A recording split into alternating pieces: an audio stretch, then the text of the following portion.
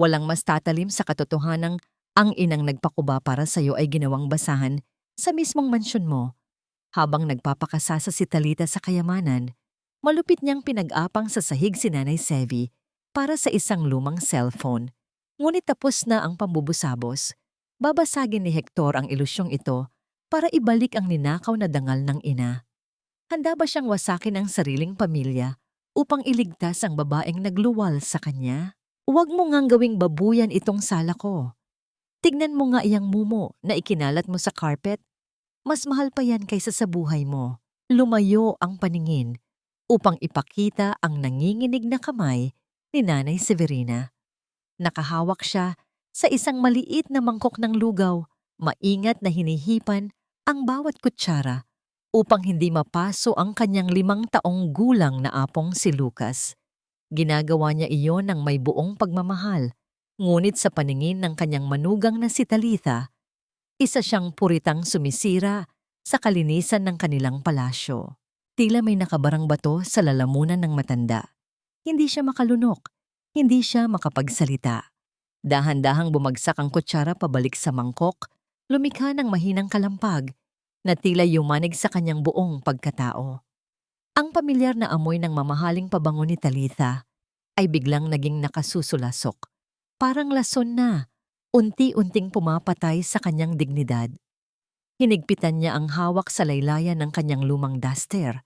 Binabaon ang mga kuko sa sariling palad upang pigilan ang pagbabadya ng luha. Hanggang kailan niya kailangang lunukin ang mga tinik ng pang-aalipusta para lamang hindi magiba ang tahanan ng kanyang anak. Mabilis na hinablot ni Talita ang mangkok mula sa mga kamay ng matanda. Tiningnan niya si Nanay Severina mula ulo hanggang paa. Ang kanyang mga mata ay puno ng pandidiri na parang nakakita ng isang insekto. Inutusan niya ang matanda na doon sa maruming kusina sa likod kumain dahil hindi raw nababagay ang amoy ng pinag-initang ulam sa lugar na pinupuntahan ng kanyang mga mayamang kaibigan. Yumuko na lamang si Nanay Severina. Sanay na ang kanyang mga tuhod sa pagpapakumbaba. Tahimik siyang naglakad patungo sa madilim na bahagi ng kusina. Nadatnan niya roon si Belen, ang matagal ng kasambahay na may awa sa mga mata. Kinuha ni Belen ang isang lalagyan ng tirang kanin at akmang bubuksan ng kalan upang kahit papaano ay mainitan ang pagkain ng ina ng kanyang amo. Ngunit bago pa man pumitik ang apoy, umaling-awngaw ang matinis na boses ni Talita mula sa pasilyo. Binalaan nito si Belen na huwag sayangin ang gas para lang sa isang taong walang silbi sa bahay. Nagkatinginan na lamang ang 2 babaeng kapwa na katali sa kahirapan. Mapait na ngumiti si Nanay Severina. Kinuha niya ang malamig at nanigas na kanin, pinatakan ng kaunting toyo at sinubong walang reklamo. Kasabay ng pagnguya niya sa malamig na pagkain ay ang patuloy na pag-agos ng kanyang mga luha. Hinahayaang humalo ang alat nito sa kanyang simpleng pananghalian. Habang hinuhugasan ng matanda ang kanyang pinagkainan sa lababo, nakarinig siya ng pabulong ngunit madiin na pakikipag-usap mula sa labas ng bintana. Si Talita iyon, nakatayo sa hardin, kausap ang isang tao sa selpon. Kailangan mong maghintay, Tomas. Pinipiga ko pa ang matanda. Huwag kang mag-alala. Ibebenta rin niya ang lupa niya sa probinsya. Makikita mo, wala siyang magagawa kundi sundin ako kung ayaw niyang malaman ni Hector ang katarantaduhan mo. Nabitawan ni Nanay Severina ang basahan. Ang kanyang sariling manugang ay tinatrato siya bilang isang gatasan, isang bangko na madaling takutin upang pagtakpan ang mga kasalanan ng pamilya nito. Ngunit ano ang magagawa niya? Hawak ni Talita ang kapayapaan ng anak niyang si Hector. Kung magsasalita siya, magkakagulo. Kung aalis siya, baka tuluyang iwan ni Talitha ang kanyang anak. Sa isip ng isang inang sanay magdusa, mas mabuti nang siya ang masugatan kaysa ang kanyang anak ang dumugo. Upang mapanatag ang kanyang nag-aalab na dibdib, pumasok si Nanay Severina sa maliit na silid na inilaan para sa kanya. Kinuha niya ang basket ng mga bagong labang damit ng kanyang apong si Lucas. Dito siya kumukuha ng lakas. Maingat niyang tiniklop ang maliliit na sando. Napansin niya ang isang hibla ng kanyang sariling puting buhok na nalaglag sa kwelyo ng damit ng bata. Mabilis niya itong pinulot at ibinulsa. Natatakot siyang baka makita yon ni Talitha at sabihing nagkakalat na naman siya ng dumi sa gamit ng kanyang apo. Sa mga sandaling iyon, hindi niya maiwasang mangulila kay Hector. Tila bumalik ang kanyang gunita sa mga panahong nagtitinda pa siya ng kangkong sa palengke. Naalala niya ang maliit at madungis na kamay ng kanyang anak na nakahawak sa kanyang laylayan, naghihintay ng barya para makabili ng hopya. Ngayon, ang anak niya ay naglalakad na sa mga naglalakihang gusali, nakasuot ng makakapal na Amerikana, ngunit tila mas malayo ito kaysa noon. Nais niyang marinig ang boses nito. Nais niyang magsumbong kahit kaunti lang. Nanginginig ang mga daliri niya nang kunin ang kanyang lumang cellphone mula sa bulsa ng duster. Pinindot niya ang pangalan ni Hector. Inilapit niya ito sa kanyang tainga. Naghihintay na umugong ang linya. Ngunit bago pa man tumunog ang telepono, isang malakas na kamay ang humablot nito mula sa kanyang pagkakahawak. Nagulat si Nanay Severina nang makita si Talitha na nakatayo sa pintuan. Nanlilisik ang mga mata. Tiningnan ng manugang ang screen ng telepono at tumawa ng isang nakakakilabot at malamig na halakhak. Ano ito? Magpapaawa ka sa asawa ko? Sasabihin mong ginugutom kita sa sarili mong bahay? Sige, tawagan mo. Inilapit ni Talitha ang telepono sa mukha ng matanda, mapanukso at puno ng lason ang bawat salita. Ngunit bago pa man makapagsalita si Nanay Severina, ibinaba ni Talitha ang kanyang baraha. Pero tandaan mo ito, matanda ka. Sa oras na magsumbong ka kay Hector at masira ang pamilya ko, isusumpa ko sa'yo, hindi mo na ulit makikita si Lucas. Dadalhin ko siya sa Amerika. Ibabaon ko kayo sa kahihiyan at sisiguraduhin kong lalaki ang apo mo na kinamumuhian ang mismong apelyido ninyo. Parang pinagsakluban ng langit at lupa si Nanay Severina. Ang pagbabanta na ilalayo ang kanyang apo ay isang saksak na tuwirang tumama sa kanyang puso. Si Lucas ang kanyang nag-iisang kaligayahan sa malamig na mansyong ito. Bumagsak ang kanyang mga balikat. Ang mga luhang kanina pa niya pinipigilan ay tuluyan ng kumawala. Bumagtas sa kanyang mga kulubot na pisngi. Umiling siya. Nagmamakaawa ng walang tinig. Puno ng paghamak, tiningnan ni Talitha ang umiiyak na matanda. Iniangat niya ang lumang cellphone sa hangin at walang pakundangang binitawan ito. Dumausdos ang telepono sa ilalim ng isang mabigat na mesang gawa sa kahoy malapit sa paanan ni Talitha. Kung gusto mong makausap ang anak mo, kunin mo dyan sa ilalim. Nanigas si Nanay Severina. Ang mesang yun ay napakababa. Upang makuha ang telepono, kailangan niyang lumuhod, yumuko hanggang sa sahig, at gumapang sa pagitan ng mga binti ng kanyang manugang. Tiningnan niya si Talitha, nagbabaka sakaling may matitirang kahit isang butil ng awa sa puso nito. Ngunit isang nakangiting demonyo lamang ang nakatingin sa kanya mula sa itaas. Dahan-dahan, sa kabila ng pananakit ng kanyang mga kasukasuan at sa kabila ng pagdurog ng kanyang dangal, ibinaba ni Nanay Severina ang kanyang mga tuhod sa malamig na marmol na sahig. Yumuko siya, inilapit ang kanyang mukha sa sapatos ng babaeng umagaw sa kanyang anak at inumpisahang abutin ang natitira niyang pag-asa. Habang gumagapang siya sa dilim ng ilalim ng mesa, isang katanungan ang patuloy na sumusugat sa kanyang isipan. Hanggang kailan siya mananatiling nakaluhod sa sarili niyang impyerno? Bumukas ang malaking pintuang gawa sa sadyang inukit na kahoy nang halos walang anumang ingay. Pumasok si Hector sa loob ng kanyang sariling mansyon. Kip-kip ang isang mainit na kahon ng hopya na sadyang binili pa niya sa isang lumang panaderya na madalas nilang puntahan ng kanyang ina noong siya ay bata pa. Napaaga ang uwi niya dahil nakansela ang huling meeting sa opisina. Ang tanging nasa isip niya ay ang makita ang ngiti ni Nanay Severina, ang makapagtimpla ng kape at magkwentuhan sila sa beranda tulad ng mga panahong wala pa silang yaman kundi ang isa't isa. Ngunit bago pa man siya makahakbang patungo sa sala, natigilan siya sa likod ng isang malaking haligi. Ang ngiti sa kanyang mga labi ay unti-unting naglaho, pinalitan ng isang malamig na kilabot na gumapang mula sa kanyang gulugod patungo sa kanyang batok. Sa kalagitnaan ng makintab na sahig na marmol, nakita niya ang babaeng nagluwal sa kanya, ang babaeng nagtinda ng gulay sa ilalim ng tirik na araw. Mapag-aral lamang siya. Si Nanay Severina ay nakaluhod.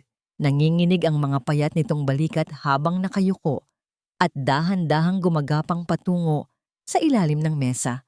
Eksakto sa paanan ng kanyang asawang si Talitha na nakatayo roon at nakahalukip-kip. Tila tumigil ang pag-ikot ng mundo ni Hector. Nawalan ng hangin ang kanyang mga baga. Ang eksenang nasa kanyang harapan ay parang isang patalim na dahan-dahang ibinabaon sa kanyang dibdib. Pilit niyang inaaninaw kung panaginip ba ito. Ngunit ang pamilyar na boses ng kanyang asawa ay pumunit sa katahimikan ng mansyon. Sige, gumapang ka dyan. Gusto mong magsumbong sa anak mo, di ba? Gusto mong sabihin na kinakawawa kita? Matalim, puno ng pag-uyam, at walang kahit anong bakas ng paggalang ang mga salitang lumabas sa bibig ni Talitha.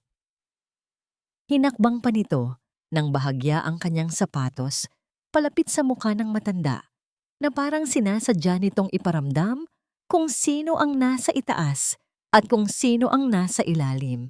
Sumiklab ang nag-aapoy na galit sa mga ugat ni Hector. Namula ang kanyang muka at umigting ang kanyang panga.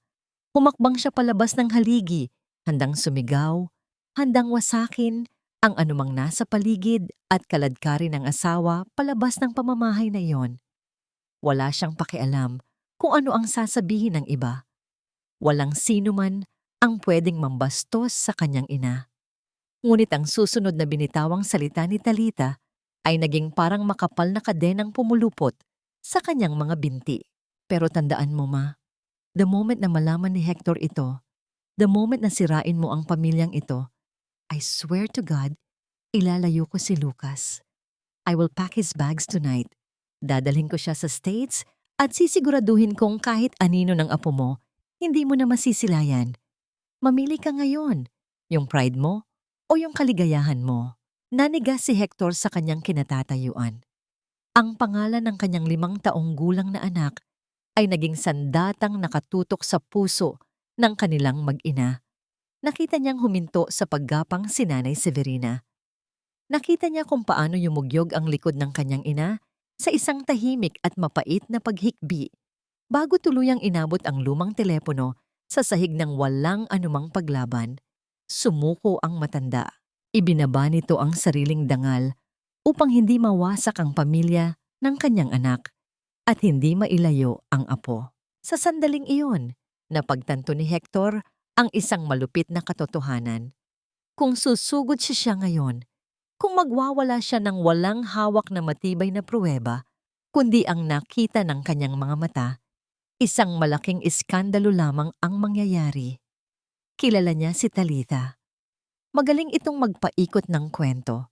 Iiyak ito, magpapanggap na biktima, sasabihing nababaliw na ang matanda, at sa huli, gagamitin nito ang batas upang itakas si Lucas. Hindi niya pwedeng isugal ang kanyang anak at lalong hindi niya pwedeng hayaang makawala ang asawa sa ginawa nitong paglapastangan ng walang mabigat na parusa. Kailangan niyang lumaban, ngunit hindi sa paraang gusto ng emosyon niya.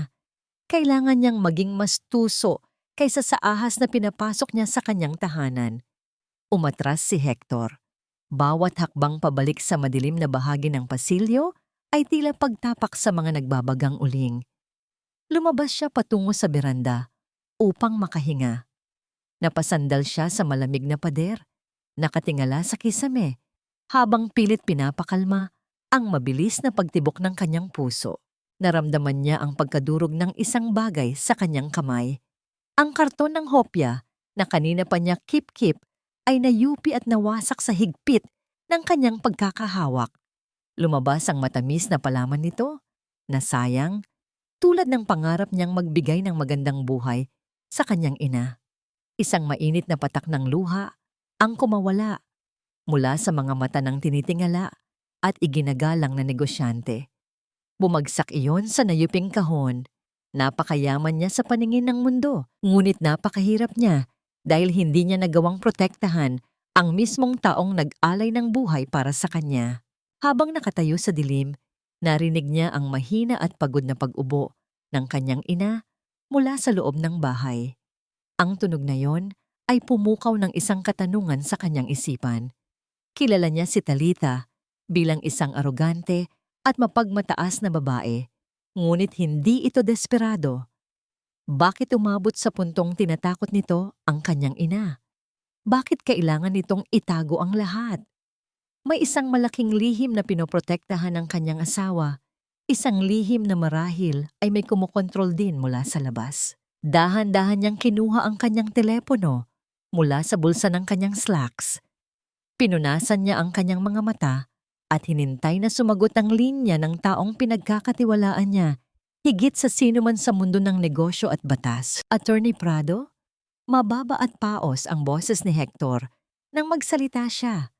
Halos isang bulong na may dalang nagbabadyang unos. Kailangan kong paimbestigahan ang asawa ko.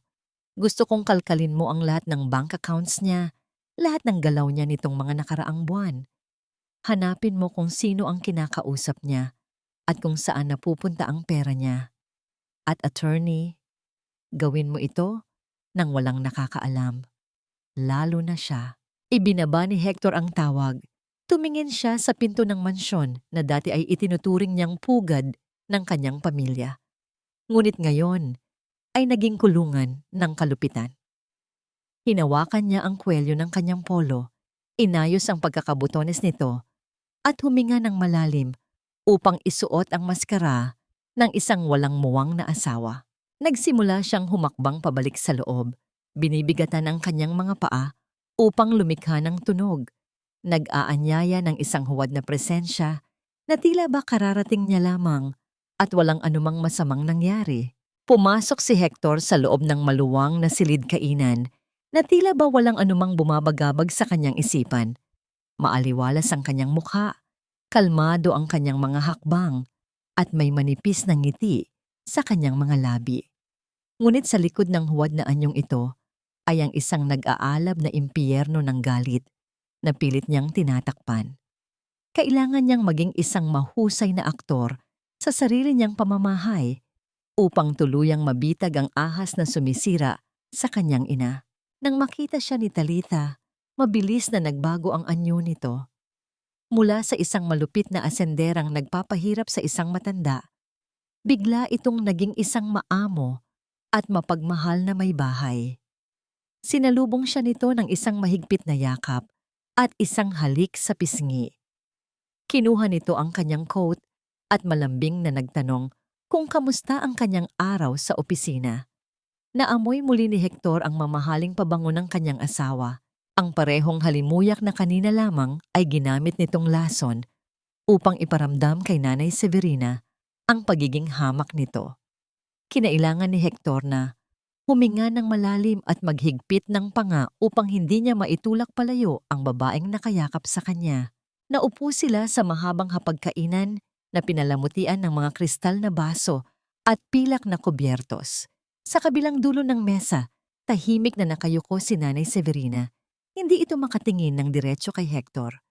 Sa tuwing susulyap ang matanda sa kanyang anak, mabilis nitong ibababa ang paningin, natatakot na baka makita sa kanyang mga mata ang bakas ng mga luhang iniluha niya sa ilalim ng mesa kanina. Habang iniaabot ni Belen ang mangkok ng mainit na sabaw, napansin ni Hector ang pag-angat ng kamay ng kanyang ina.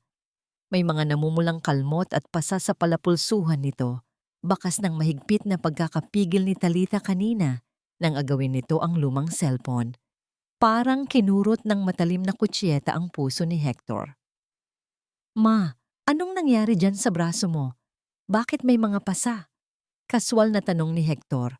Pilit itinatago ang panginginig ng kanyang boses. Mabilis na ibinaba ni Nanay Severina ang kanyang mga kamay sa ilalim ng mesa. Tinatakpan ng laylayan ng kanyang duster ang mga sugat. Umiling ang matanda at pilit na ngumiti. Bagamat bakas sa mga labi nito ang takot. Wala ito, anak. Tumama lang sa matigas na pinto ng cabinet kanina habang nag-aayos ako ng mga gamit. Huwag mo na akong alalahanin. Tiningnan ni Hector ang kanyang asawa. Nakangiti si Talitha. Tahimik na hinihiwa ang karne sa kanyang plato na parang walang anumang pakialam sa mundo. Kumuha ng serbilyeta si Talitha at marahang pinunasan ang kanyang labi bago nagsalita. Hon, sinabihan ko na kasi si Mama na wag nang magkikilos dito sa bahay. Nagpumilit kasing maglinis.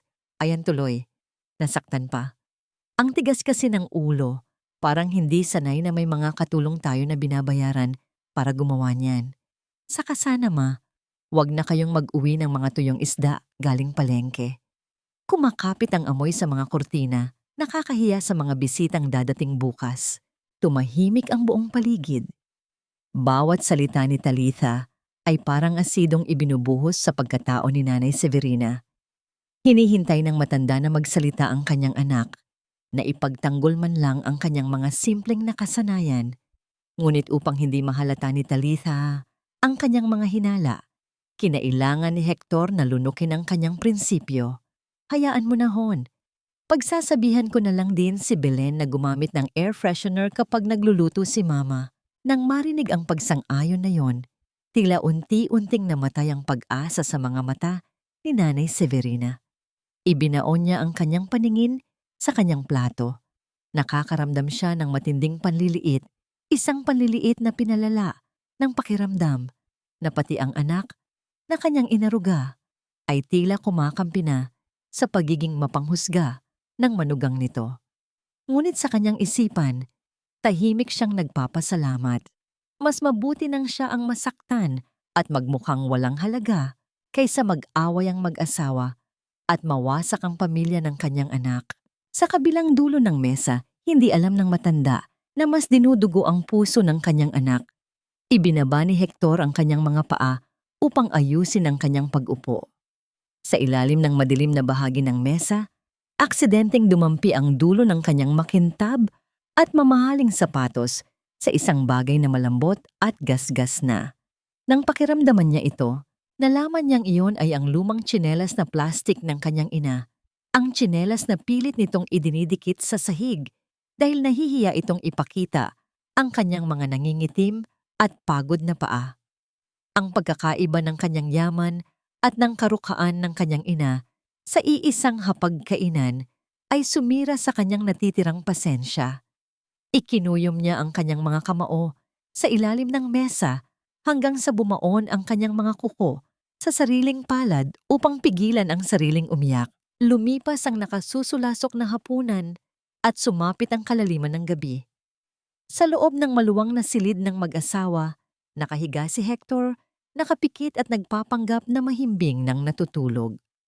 Sa tapat ng salamin, nakaupo si Talitha, nagpapahid ng mga mamahaling krema sa mukha. Biglang umihaw ang screen ng telepono ni Talitha na nakapatong sa mesa. Ang liwanag nito ay tumama sa mukha ng babae. Pasimpleng iminulat ni Hector ang isang bahagi ng kanyang mata. Nakita niyang nagbago ang ekspresyon ni Talitha. Mula sa pagiging kalmado, naging magkasalubong ang mga kilay nito at bakas ang matinding kaba. Nang mabasa ni Talitha ang mensahe, mabilis itong lumingon sa gawin ni Hector upang siguraduhing tulog ang asawa. Sa maliwanag na screen ng telepono, aninag sa paningin ni Hector ang maikling mensahe bago ito mabilis na inilayo ni Talitha. Nanghihingi pa siya ng mas malaking pera. Kailangan daw bukas. Sino ang taong iyon? Bakit palihim na nagbibigay ng malaking halaga ang asawa niya sa kalagitnaan ng gabi? Maraming tanong ang tumatakbo sa isip ni Hector, ngunit mas pinili niyang ipikit muli ang kanyang mga mata habang mabilis na nagtatype ng sagot si Talitha. Nang tuluyan ng makatulog si Talitha, tahimik na bumangon si Hector. Hindi siya makahinga sa loob ng kwartong yon. Naglakad siya patungo sa malamig na balkonahe, hinahayaan ang simoy ng hangin na yakapin ang kanyang pagod na katawan. Tumingin siya sa gawing ibaba, sa tapat ng hardin, kung saan matatagpuan ang maliit na kwarto ng kanyang ina. Nakatitig siya sa bintanang hindi pa rin nasasarhan. Mula sa kanyang kinatatayuan, nakita niya ang isang tagpo na tuluyang dumurog sa kanyang pagkalalaki. Nakaluhod si Nanay Severina sa harap ng isang maliit na altar na kahoy. Nakayuko ang matanda, umiiyak ng walang tinig, habang mahigpit na nakahawak sa isang rosaryo. Dalawang kamay nito ang nakataas, tila humihingi ng awa sa langit. Kahit hindi niya naririnig, alam ni Hector kung ano ang ipinapanalangin ng kanyang ina. Hindi ito humihingi ng katarungan para sa sarili. Humihingi ito ng kapayapaan para sa pamilya ng kanyang anak. Nagmamakaawa ito na sana ay hindi masira ang buhay ni Hector, kahit ang kapalit nito ay ang sarili nitong pagdurusa. Isinandal ni Hector ang kanyang noo sa malamig na bakal ng balkonahe. Sumumpa siya sa langit. Hahanapin niya ang buong katotohanan. Hahanapin niya kung sino man ang taong binabayaran ng kanyang asawa. At sa oras na malaman niya ang lahat, walang sino man ang makaliligtas sa kanyang puot. Tinangay ng hangin ang mahinang liwanag mula sa silid ng matanda. Patuloy sa tahimik na pagsayaw, patuloy sa paglaban sa dilim, ang aandap-andap na liwanag ng kandila. Binalot ng makapal at malamig na hamog ang hardin ng mansyon. Sa isang madilim na sulok, malayo sa mga ilaw ng poste, nakatayo si Talita. Nakahalukip-kip siya, balisa, at panay ang sulyap sa paligid. Mula sa likuran ng mga matataas na halaman, lumabas ang isang lalaking payat, nakasuot ng gusot na jacket, at umaalingasaw ang matapang na amoy ng alak. Ito ay si Tomas, ang kanyang nakababatang kapatid na matagal nang pabigat sa kanyang buhay. Bakit ka nandito? Nababaliw ka ba? Paanas ngunit madiing sita ni Talita sa kapatid. Paano kung may makakita sa'yo? Paano kung magising si Hector? Napangisi si Tomas, isang nangiting halatang puno ng kaba at desperasyon. Kailangan ko ng 1,000,000 ate. Ngayon na. Mabilis niyang sagot. Kung hindi, wala na akong matatakbuhan. May nasagasaan ako kagabi. Nagbebenta ng lugaw. Nasaktan ng anak niya at hinahanap na ako ng mga pulis. Sa bawat salitang binitiwan niya, lalong bumigat ang hangin sa pagitan nila, puno ng takot, tensyon, at isang problemang hindi madaling takasan. Namutla si Talita, parang binuhusan siya ng malamig na tubig. Nabangga? Sira ulo ka ba? Sana ko kukuha ng ganoon kalaking halaga nang hindi napapansin ni Hector. Alam mong binabantayan niya ang mga gastusin sa negosyo. Kung hindi mo ako bibigyan, lalapit ako sa mga reporter. Sasabihin ko na ang asawa ng sikat na negosyanteng si Hector Alcaraz ay pinabayaan ng kapatid niyang makulong. Ano sa tingin mo ang mangyayari sa malinis mong reputasyon? Sa dangal ng pamilya mo? Pananakot ni Tomas, inilalapit ang muka sa kanyang ate. Sa loob ng kusina, hindi kalayuan sa hardin, nakatago sa likod ng makapal na kurtina ang kasambahay na si Belen. Mahigpit ang hawak niya sa basahan na kanina pa niya ginagamit sa pagpupunas ng lababo. Narinig niya ang bawat salita.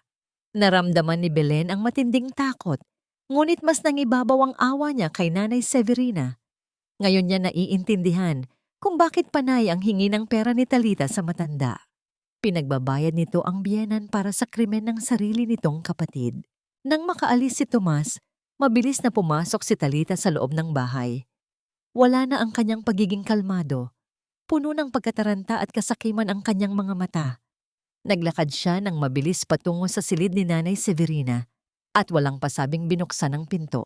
Nagulat ang matanda na kasalukuyang nakaupo sa gilid ng kama. Hawak-hawak nito ang isang lumang sobrang plastik na naglalaman ng mga mahahalagang papeles. Bago pa man makapagsalita si Nanay Severina, inihagis ni Talita ang isang manipis na folder sa ibabaw ng kama. Pirmahan mo yan, utos ni Talita. Nanginginig ang boses sa halong galit at pagmamadali. Deed of sale iyan ng lupa ninyo sa probinsya. May bibili na. Kailangan ko ng pera bukas na bukas din. Kumunot ang noo ni Nanay Severina. Nang makita niya kung ano ang nakasulat sa papel, tila umurong ang kanyang dila. Iling siyang napahawak sa dibdib. Hindi pwede, Talitha. Lupang ninuno namin yon ng asawa ko. Iyon na lamang ang natitirang alaala niya sa akin. Habilin niyang huwag na huwag ko itong ibebenta. Alaala? Bulyaw ni Talitha. Hindi na alintana kung may makarinig. Patay na ang asawa mo. Ang kailangan mo ay ang buhay na pamilya mo. Kailangan ko ng pera para mapatakpan ng isang malaking gulo. Kapag lumabas ito, madadamay si Hector. Madadamay ang kumpanya niya. Gusto mo bang bumagsak ang anak mo nang dahil lang sa isang kapirasong lupang puro damo? Nanginig ang mga labi ni Nanay Severina. Ibinaba niya ang kanyang paningin sa lumang sobrang hawak niya. Sa loob ng manipis na plastik, aninag ang isang kupas at itim-puting litrato ng kanyang namayapang asawa. Dito nakabaon ang kanyang puso, ang kanyang kasaysayan, bago pa man yumaman ang kanilang pamilya. Hindi niya kayang isuko ang natitirang bahagi ng kanyang kaluluwa para sa kasalanang hindi naman nila ginawa. Hindi ko pipirmahan ito, mahinang sagot ng matanda. Ngunit may bakas ng pambihirang katapangan na ngayon lamang niya ipinakita. Nanlisik ang mga mata ni Talitha. Unti-unting nawala ang kanyang galit at pinalitan ito ng isang nakakakilabot na ngiti. Kinuha niya ang kanyang telepono, binuksan ang gallery at iniharap sa matanda ang isang litrato ni Lucas na nakangiti. Sige, huwag mong pirmahan. Malamig na pananakot ni Talitha. Pero mag-impake ka na ng mga gamit mo at magpaalam ka na rin sa apo mo. Dahil bukas na bukas din, isasama ko si Lucas. Aalis kami. Walang magagawa si Hector dahil may karapatan ako sa bata. Hindi mo na siya mayayakap. Hindi mo na makikita kung paano siya lumaki. Kasiyahan mo ang kapalit ng kapirasong lupa mo. Matanda, bumigay ang tuhod ni Nanay Severina. Ang katapangang kanina lamang ay nagningning sa kanyang dibdib ay mabilis na pinatay ng takot na mawalan ng apo. Ang kalungkutan ay parang malaking alon na tuluyang lumunod sa kanyang pag-asa. Sa labas ng pinto, nakatayo sa madilim na bahagi ng pasilyo si Hector. Hindi siya natutulog. Sinundan niya ang kanyang asawa mula nang mapansin niyang lumabas ito ng kwarto. Nakadikit ang kanyang likod sa pader. Nakikinig siya sa bawat patak ng laso na lumalabas sa bibig ng kanyang asawa. Nakita niya mula sa awang ng pinto kung paano durugin ni Talitha ang kanyang ina gamit ang pangalan ng kanyang sariling anak. Gusto niyang sipain ang pinto, saktan ang asawa at yakapin ang kanyang ina. Ngunit pinigilan niya ang sarili. Nangangailangan siya ng mas malalim na patunay.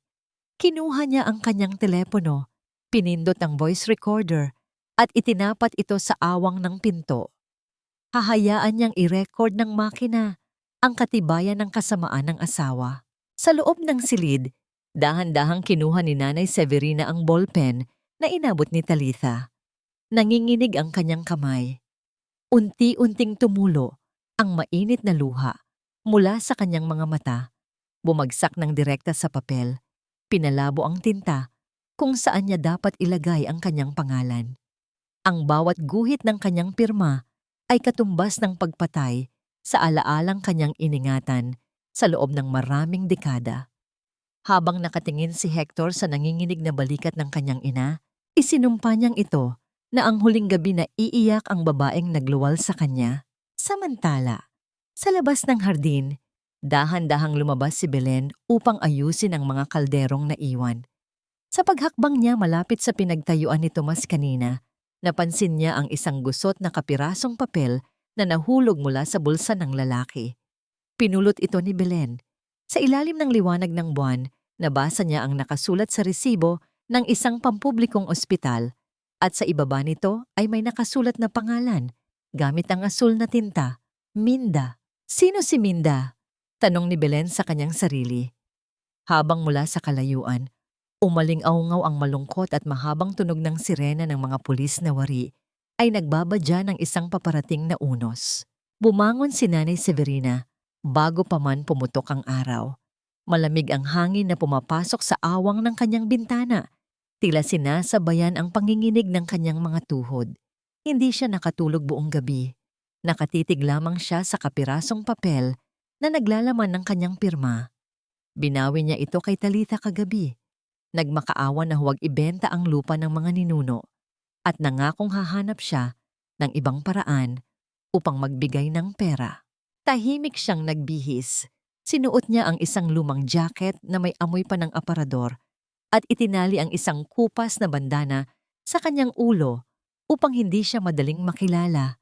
Bago siya lumabas ng kwarto, dahan-dahan niyang hinaplos ang natutulog niyang apong si Lucas na minabuti niyang itabi sa kanya kagabi dahil sa takot na baka totohanin ni Talitha ang banta nito. Sa kabilang banda, hindi alam ng matanda na may isang pares ng mata ang nakamasid sa kanya mula nang bumukas ang kanyang pinto. Si Hector. Nakatayo siya sa madilim na bahagi ng pasilyo, nakasuot na ng simpleng t-shirt at pantalon, handang sundan ng kanyang ina kung saan man ito magpunta. Lumabas ng mansyon si Nanay Severina at sumakay sa isang pampasaherong jeep. Sumakay din si Hector sa isang taxi at maingat na inutusan ang driver na sundan ang jeep na sinasakyan ng kanyang ina. Huminto ang jeep sa isang luma at masikip na palengke na malayo sa kanilang mayamang komunidad. Dito, ang amoy ng isda at pinaghalong pawis ng mga tao ay pamilyar na pamilyar kay Hector. Dito siya lumaki. Dito nagtinda ang kanyang ina ng mahigit 20 taon para maitaguyod siya. Mula sa malayo, nakita ni Hector ang kanyang ina na naglalakad ng nakayuko, iniiwasan ang mga putik sa kalsada. Pumasok ito sa isang maliit at madilim na establishmento na may karatula na Agencia de Empeños, isang lumang sanglaan. Lumapit si Hector at nagtago sa likod ng isang poste malapit sa bintana ng sanglaan. Mula roon, nakita niya ang kanyang ina. Dahan-dahang inilabas ni Nanay Severina ang kanyang kaliwang kamay. Sa nanginginig na mga daliri, maingat niyang hinubad ang isang gintong singsing na naging bahagi na ng kanyang laman sa loob ng 4 na dekada. Ang singsing na yon ay ang tanging pamana ng kanyang namayapang asawa, ang simbolo ng kanilang sumpaan at ang pinakamahalagang kayamanan na hindi niya kailanman inisip na bibitawan. Ipinatong niya ang singsing sa makapal na salamin ng counter. Tiningnan yon ng tagatasa, nagkibit-balikat, at binigyan siya ng ilang patong na luma at lukot na pera. Tinanggap ito ni Nanay Severina, isinilid sa kanyang dibdib malapit sa kanyang puso at tahimik na nagpunas ng luha gamit ang kanyang siko bago tuluyang lumabas. Gumuho ang mundo ni Hector. Ang bawat hakbang ng kanyang ina, palayo sa sanglaan ay tila pagtapak sa mismong dibdib niya. Ang singsing na yon. Alam ni Hector na kapag tinanggal iyon ng kanyang ina, ibig sabihin ay nawala na ang kalahati ng buhay nito. Isang matinding galit sa sarili ang sumakop sa kanyang buong pagkatao. Paano niya nagawang ipagmalaki ang kanyang mga milyon-milyong kontrata habang ang ina niya ay nagbebenta ng sariling alaala para bayaran ang kasalanang hindi nito ginawa? Nang makalayo na ang matanda, mabilis na pumasok si Hector sa loob ng sanglaan. Nilapitan niya ang tagatasa at humingi ng karapatang tubusin ang singsing ng kanyang ina. Nagbayad siya ng 3 beses na mas malaki kaysa sa halaga nito upang hindi na magtanong ang empleyado. Pagkabigay ng singsing sa kanya, hinawakan niya ito ng mahigpit. Ikiniskis niya ang malamig na ginto sa kanyang pisngi. Tila nagmamakaawa ng tawad sa alaalang nabaon dito. Bumalik si Hector sa mansyon ng maaga, ngunit minabuti niyang magtago muna sa opisina niya sa 2 palapag.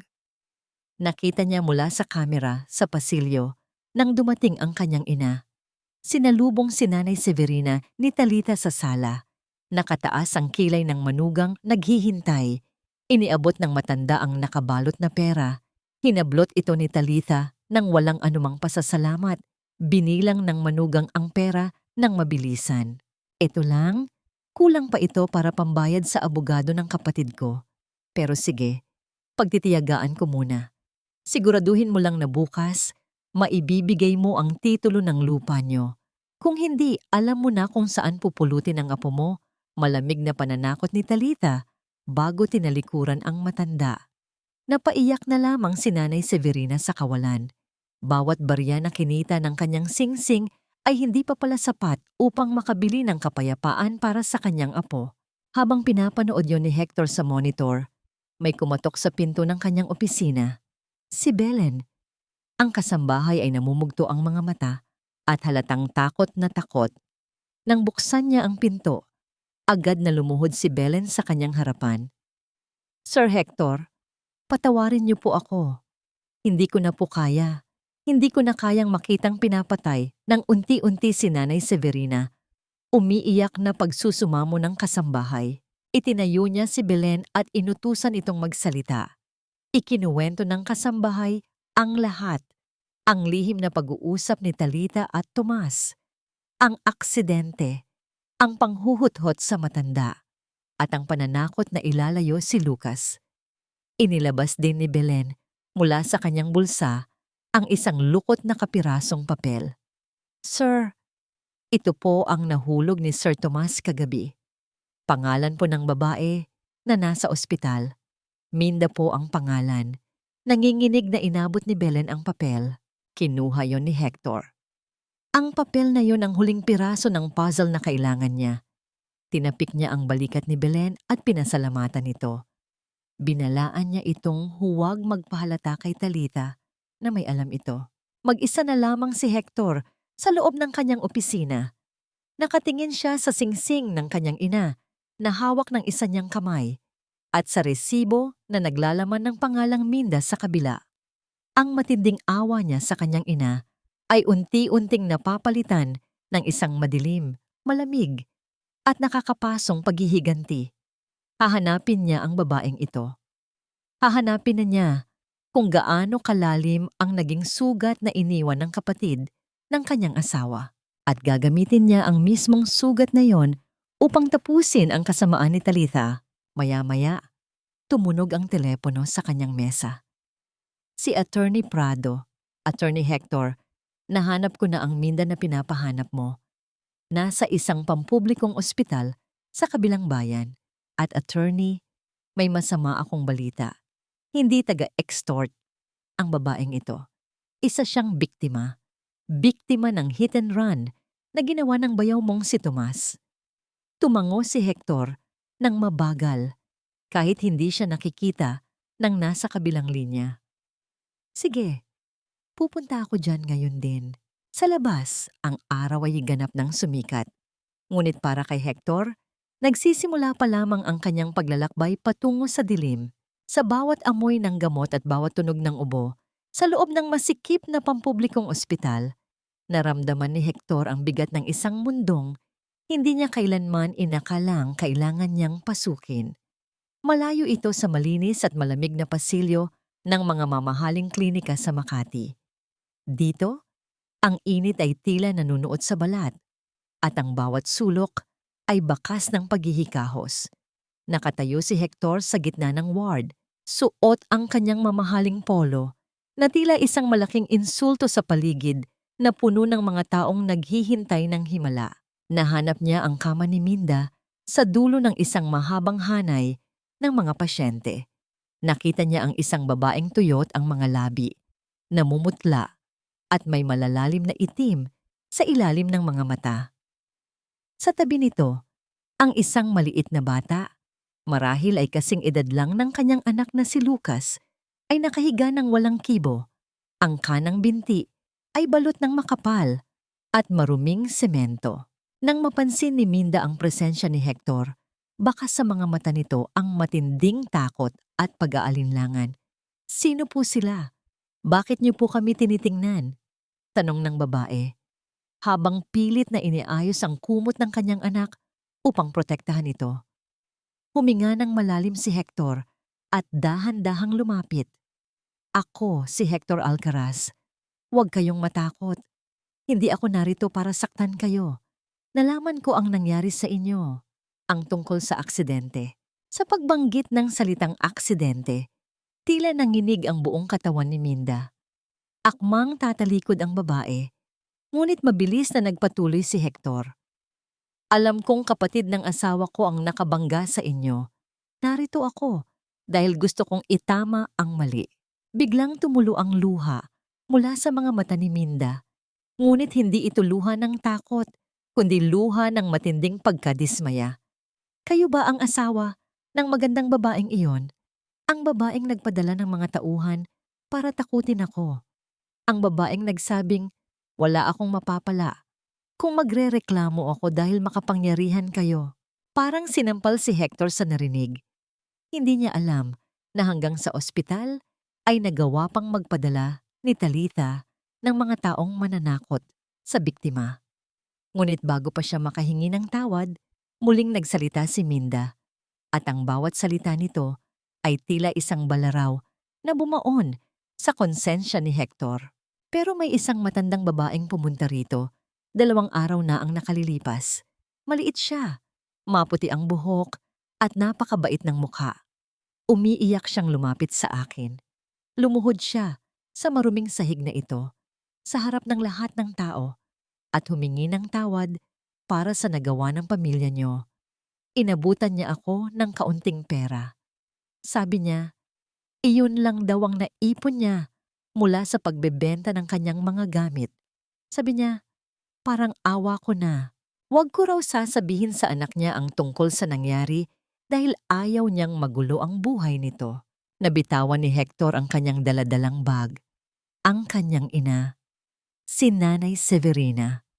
Ang babaeng ginagawang basahan sa loob ng mansyon ay nagawa pang lumuhod sa sahig ng ospital para lamang protektahan siya. Ang inang pinagkakaitan ng maayos na pagkain ay ibinigay ang huling sentimo ng kanyang singsing upang pagtakpan ang kasamaan ng kapatid ng kanyang manugang.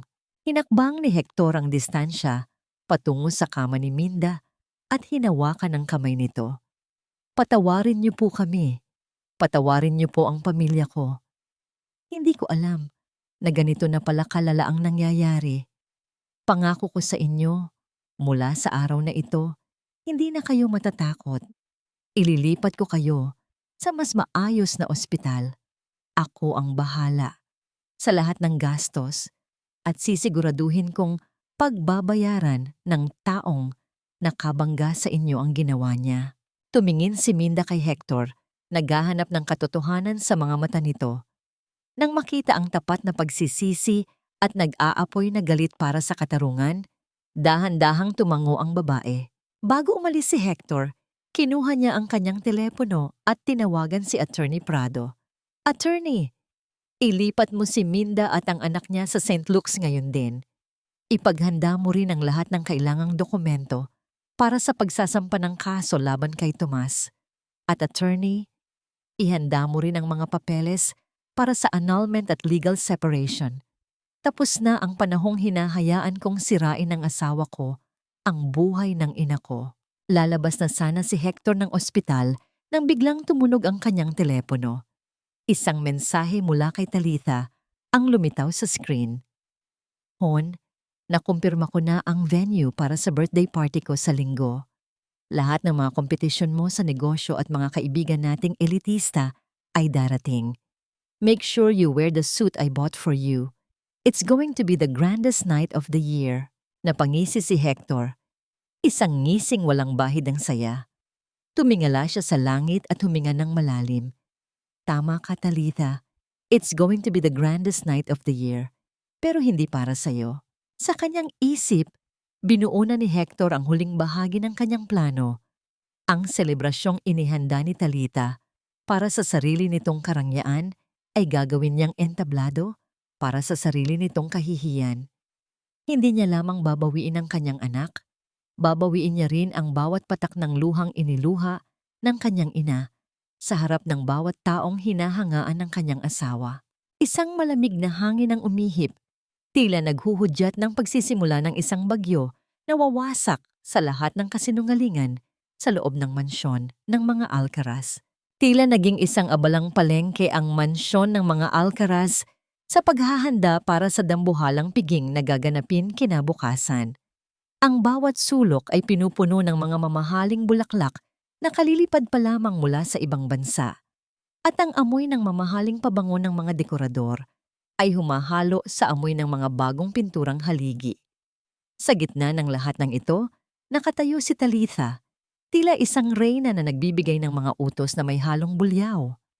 Ang kanyang mga mata ay panay ang ikot, naghahanap ng anumang mantsa o pagkakamali na maaring makasira sa kanyang imahe sa harap ng mga elitistang bisita. Samantala, sa isang maliit na sulok ng kusina, nakaupo si Nanay Severina. Nakasuot siya ng kanyang pinakalumang duster. Ang mga kamay ay abala sa pagbabalat ng mga bawang at sibuyas. Gusto niyang makatulong, gusto niyang pakiramdaman na bahagi pa rin siya ng pamilyang ito sa kabila ng lahat ng pananakit sa kanya.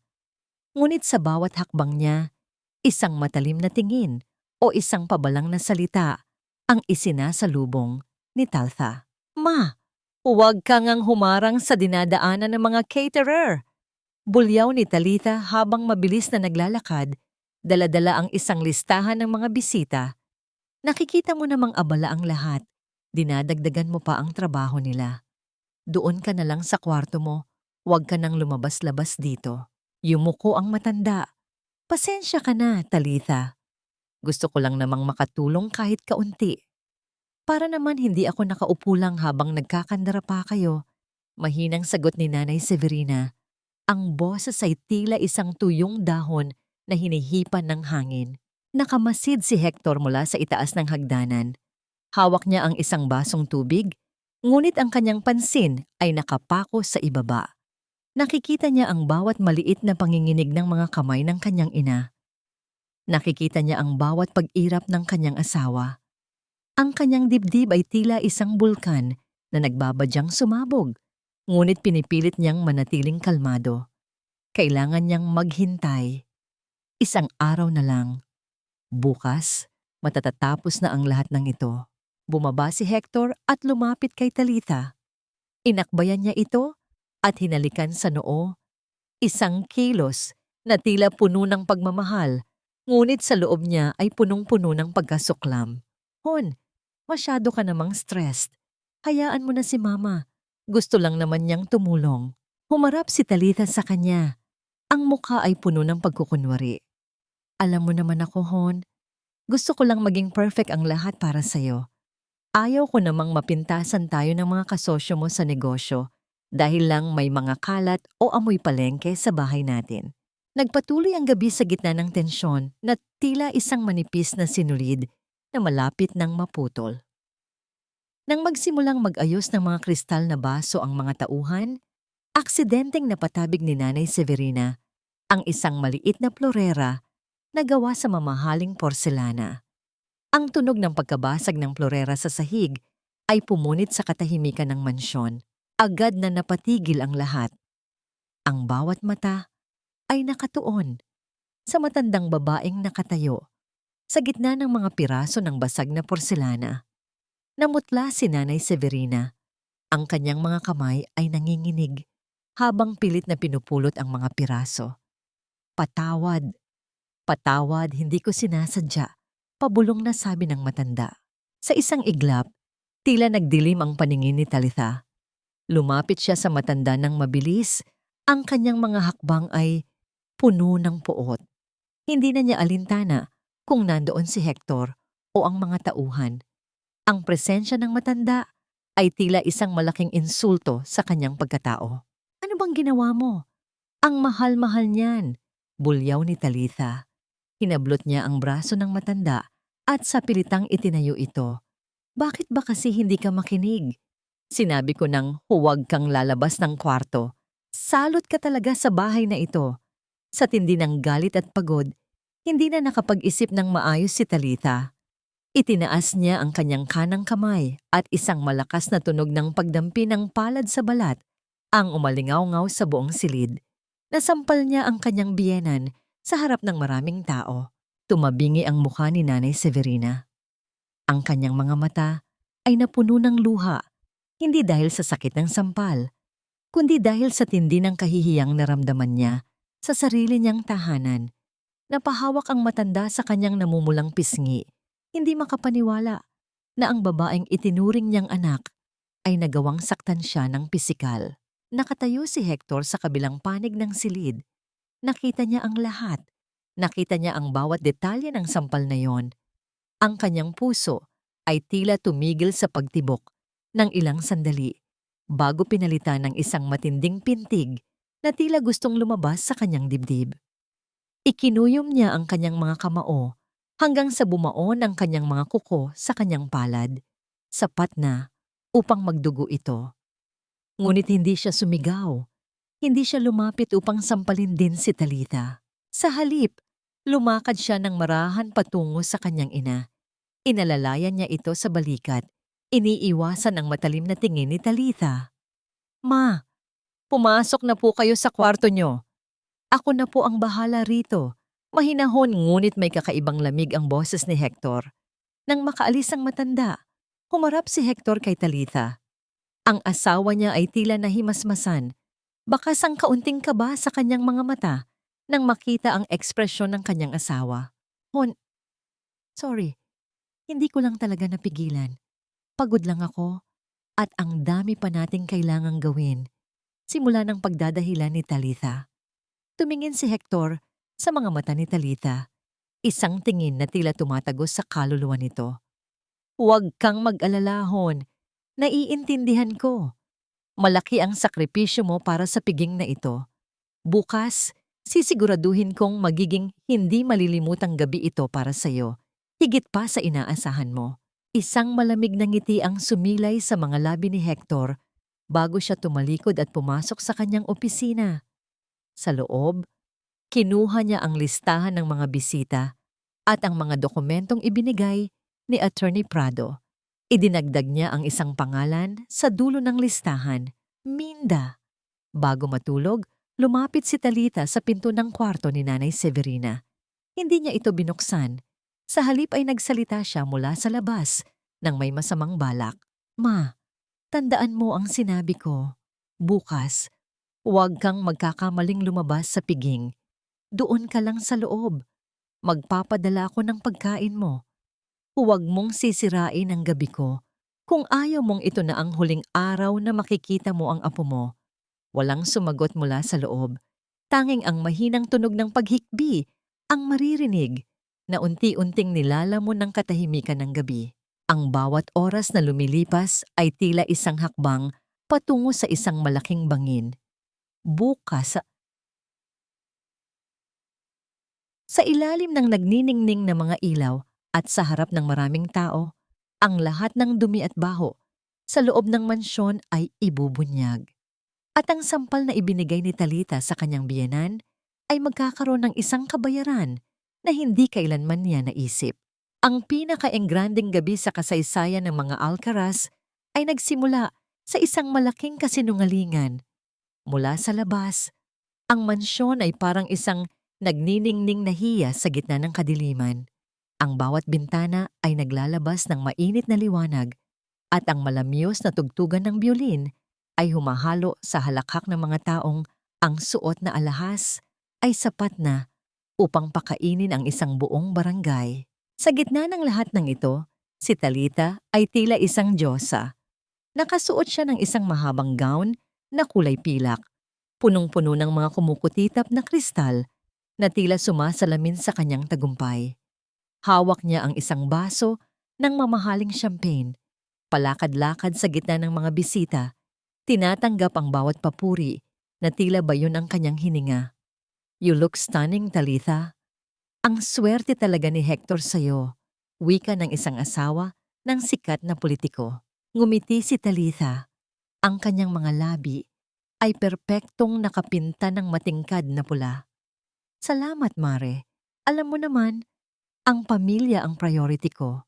Lahat ng ito ay para sa dangal ng mga Alcaraz." Ngunit sa kabilang bahagi ng mansyon, malayo sa mga kumukutitap na ilaw at mababangong bisita, nakaupo si Nanay Severina sa dilim ng kanyang maliit na silid. Nakasuot siya ng kanyang pinakamagandang damit, isang lumang barot saya na itinago niya sa loob ng maraming taon, umaasang balang araw ay maisusuot niya ito sa isang mahalagang okasyon ng kanyang anak. Ngunit ngayon, Ang tanging kasama niya ay ang tunog ng musika na tumatagos sa makapal na pader at ang malamig na simoy ng hangin mula sa bintana. Pinunasan ng matanda ang kanyang pisngi. Ang bahagi kung saan siya sinampal ni Talita kagabi ay mayroon pa ring bahagyang pananakit. Ngunit mas masakit ang katotohanang kailangan niyang magtago na parang isang kahihiyan sa sarili niyang pamamahay. Marunong siyang sumunod. Alam niyang sa bawat hakbang niya palabas ng silid na yon, ang kapalit ay ang kaligtasan ng kanyang apo. Samantala, sa malawak na bulwagan, si Hector ay tila isang perpektong asawa. Nakatayo siya sa tabi ni Talitha, nakikipagkamay sa mga kasosyo sa negosyo at tumatawa sa mga biro ng mga ito. Ngunit kung titingnan ng maigi ang kanyang mga mata, makikita ang isang kakaibang lamig. Sa tuwing pinghahaplusin ni Talitha ang kanyang braso, nararamdaman ni Hector ang pagnanais na lumayo. Ngunit pinipilit niyang manatiling matatag. Ang bawat minuto ay tila isang mabagal na pagpatak ng oras patungo sa isang pagsabog. Nakita ni Hector si Attorney Prado na pumasok sa bulwagan. Hawak ng abogado ang isang itim na briefcase at sa isang maikling tingin, nagkaintindihan ng dalawa. Ang mga bala ay nakahanda na. Ang kailangan na lamang ay ang tamang sandali upang kalabitin ang baril ng katarungan. Hon, are you okay? Mukhang malalim ang iniisip mo. Bulong ni Talitha habang nakasandal sa balikat ni Hector. Inayos ni Hector ang kanyang kurbata at ngumiti ng tipid. Iniisip ko lang kung gaano kalaki ang ginastos mo para sa gabing ito, Talitha. Sulit ba ang lahat ng sakripisyo? Tumawa si Talitha, isang tunog na tila musika sa pandinig ng mga bisita, ngunit tila kalansing ng kadena para kay Hector. Siyempre naman, Hon, para sa'yo at para sa image natin, walang mahal. Diba sabi mo, deserve ko ang best? Oo, Talitha, deserve mo ang lahat ng darating sa'yo ngayong gabi. Makahulugang sagot ni Hector. Habang nagsisimula ang programa at umaakyat ang MC sa entablado, kinuha ni Hector ang pagkakataon na dukutin ang kanyang kamay sa bulsa. Doon, hinahaplos niya ang gintong singsing ng kanyang ina, ang singsing na tinubos niya mula sa sanglaan. Ito ang kanyang paalala. Ito ang kanyang lakas. Ladies and gentlemen, panimula ng MC, ngayong gabi ay hindi lamang selebrasyon ng kaarawan ng ating butihing host na si Mrs. Talitha Alcaraz. Ito rin ay gabi ng pagkilala sa katatagan ng pamilyang Alcaraz. At bago tayo magpatuloy sa hapunan, mayroong inihandang espesyal na video tribute si Mr. Hector Alcaraz para sa kanyang minamahal na asawa. Nagpalakpakan ang mga tao. Namula ang mga pisngi ni Talitha sa tuwa at sorpresa. Hon, hindi mo sinabi sa akin na may sorpresa ka. Gusto kong maging memorable ito, Talitha. Sagot ni Hector habang dahan-dahang lumalakad patungo sa gilid ng entablado. Namatay ang mga ilaw sa bulwagan. Ang malaking screen sa gitna ay nagsimulang magpakita ng mga larawan ni Talitha, ang kanyang mga outreach programs, ang kanyang pagiging socialite, at ang mga larawan nila ni Hector na tila ba sila ang pinakamasayang mag-asawa sa mundo. Ngunit sa kalagitnaan ng video, biglang nagkaroon ng ingay sa screen. Ang mga larawan ay nagbago. Mula sa labas ng mansyon, isang itim na sasakyan ang huminto sa mismong tapat ng malaking pinto.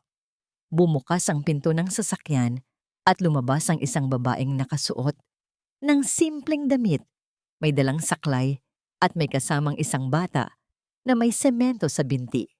Ito si Minda. Naramdaman ni Hector ang panginginig ng kanyang mga kamay.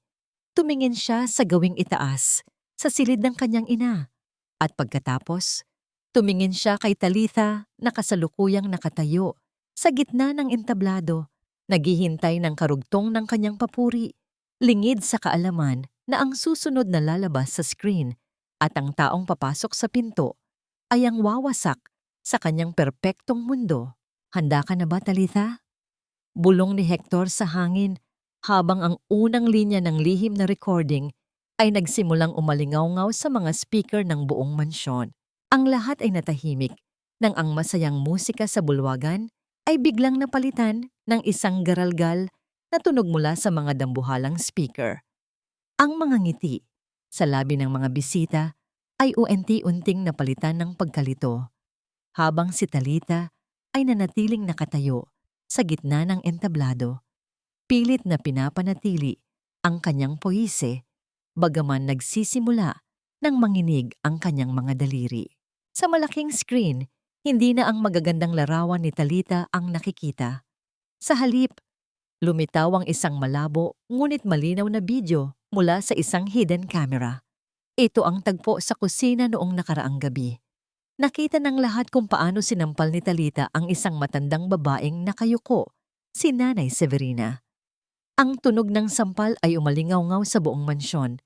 Tila ba bawat bisita ay tinamaan sa mukha. Anong kalokohan ito? Hector, patayin mo yan! Sigaw ni Talitha. Ang kanyang boses ay pumiyok sa tindi ng kaba. Lumingon siya sa asawa, naghahanap ng saklolo, ngunit ang nakita niya ay isang lalaking may mukhang gawa sa bato, malamig at walang pakiramdam. Hindi huminto ang video.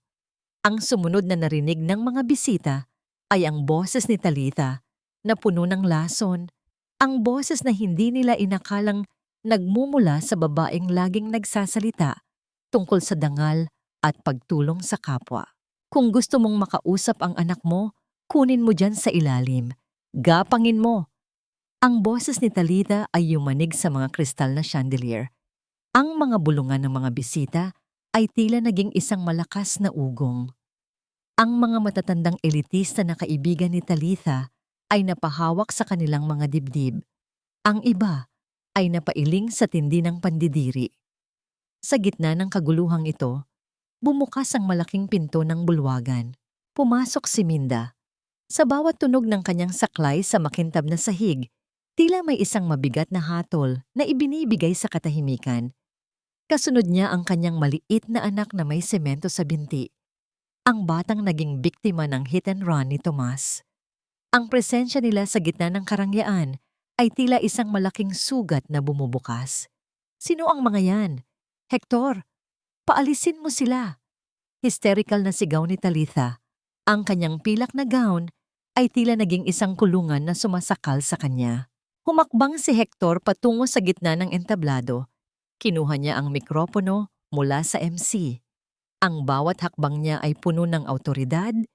Ang bawat hininga niya ay puno ng puot na matagal na niyang kinimkim. Ang mga taong ito, Talitha, ay ang mga saksi sa katotohanang pilit mong ibinaon sa ilalim ng marmol na sahig na ito. Simula ni Hector, ang kanyang boses ay tila kulog na nagbabadya ng malakas na ulan. Si Minda ang babaeng biktima ng kapatid mong si Tomas, ang babaeng tinakot mo at tinangkang suhulan gamit ang pera ng aking ina. Hinarap ni Hector ang mga bisita. Ang kanyang mga mata ay naglalayab sa galit. Ngayong gabi, hindi tayo nagdiriwang ng kaarawan. Ngayong gabi, hinuhubaran natin ang isang impostora. Ang babaeng nakikita ninyo ay hindi ang mapagmahal na asawa at matulunging socialite. Siya ay isang malupit na asawa na nagpahirap sa aking ina. Ginawang alipin ang babaeng nagpalaki sa akin at ginamit ang sarili kong anak upang busabusing ang dangal ng isang matanda.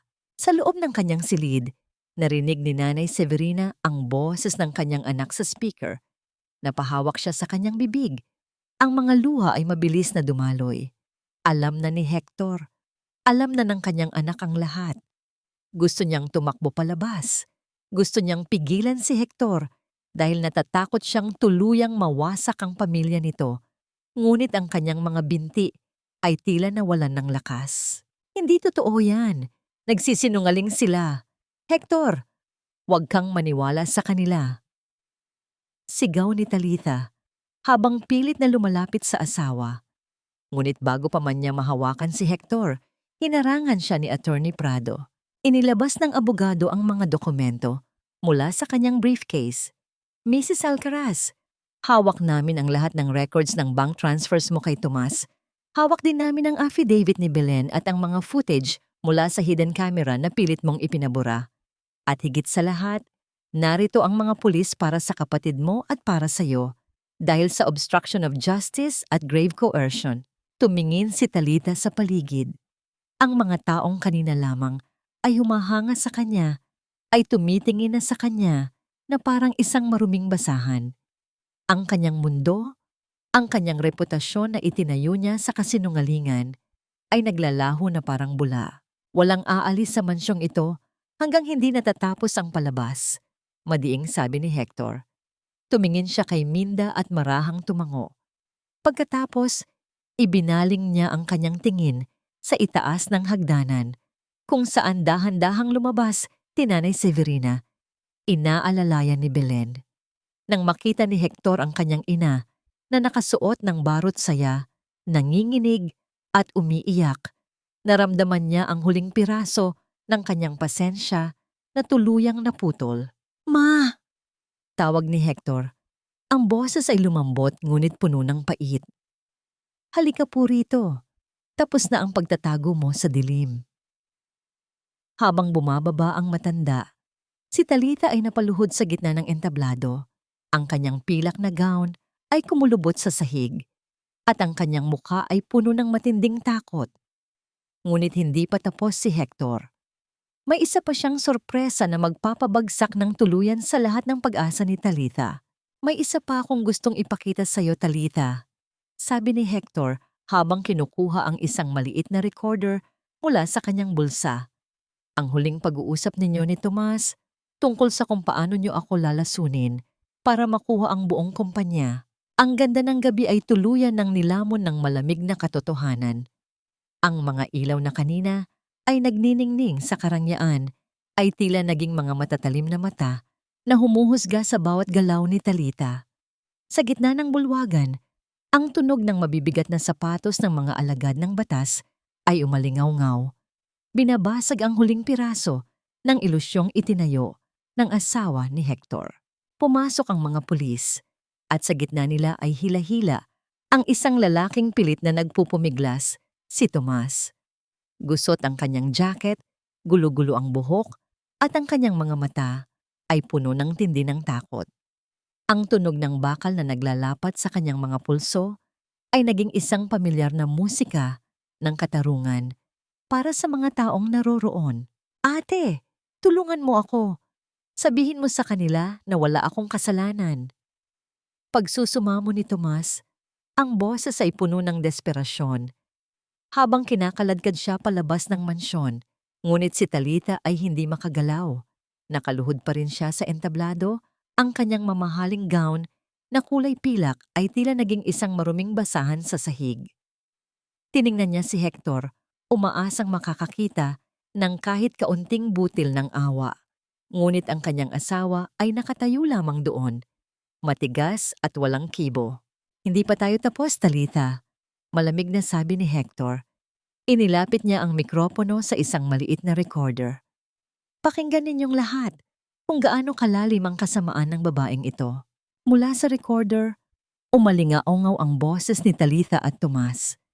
Malinaw na malinaw ang kanilang plano. Ang unti-unting paglalagay ng lason sa mga gamot ni Hector upang magmukhang inatake ito sa puso. Nang sa gayon ay makuha nila ang buong kumpanya at ang lahat ari-arian. Ang mga bisita ay napasinghap. Ang bulungan ng pandidiri ay tila naging isang malakas na hiyaw ng paghatol. Inilabas ni Attorney Prado ang mga papeles mula sa kanyang briefcase at lumapit kay Talitha. "Mrs. Alcaraz, ito ang mga papeles para sa annulment ng kasal ninyo ni Mr. Hector Alcaraz. Nilagdaan na rin ng korte ang isang temporary restraining order. Mula sa sandaling ito, wala ka ng karapatang tumapak sa anumang ari-arian ng mga Alcaraz. At tungkol kay Lucas, sa pagbanggit sa pangalan ng kanyang anak, tila nabuhay ang natitirang lakas ni Talitha. Hindi niyo pwedeng kunin si Lucas sa akin. Ako ang ina niya. Hector, parang awa mo na. Huwag ang anak ko." Hinarap siya ni Hector.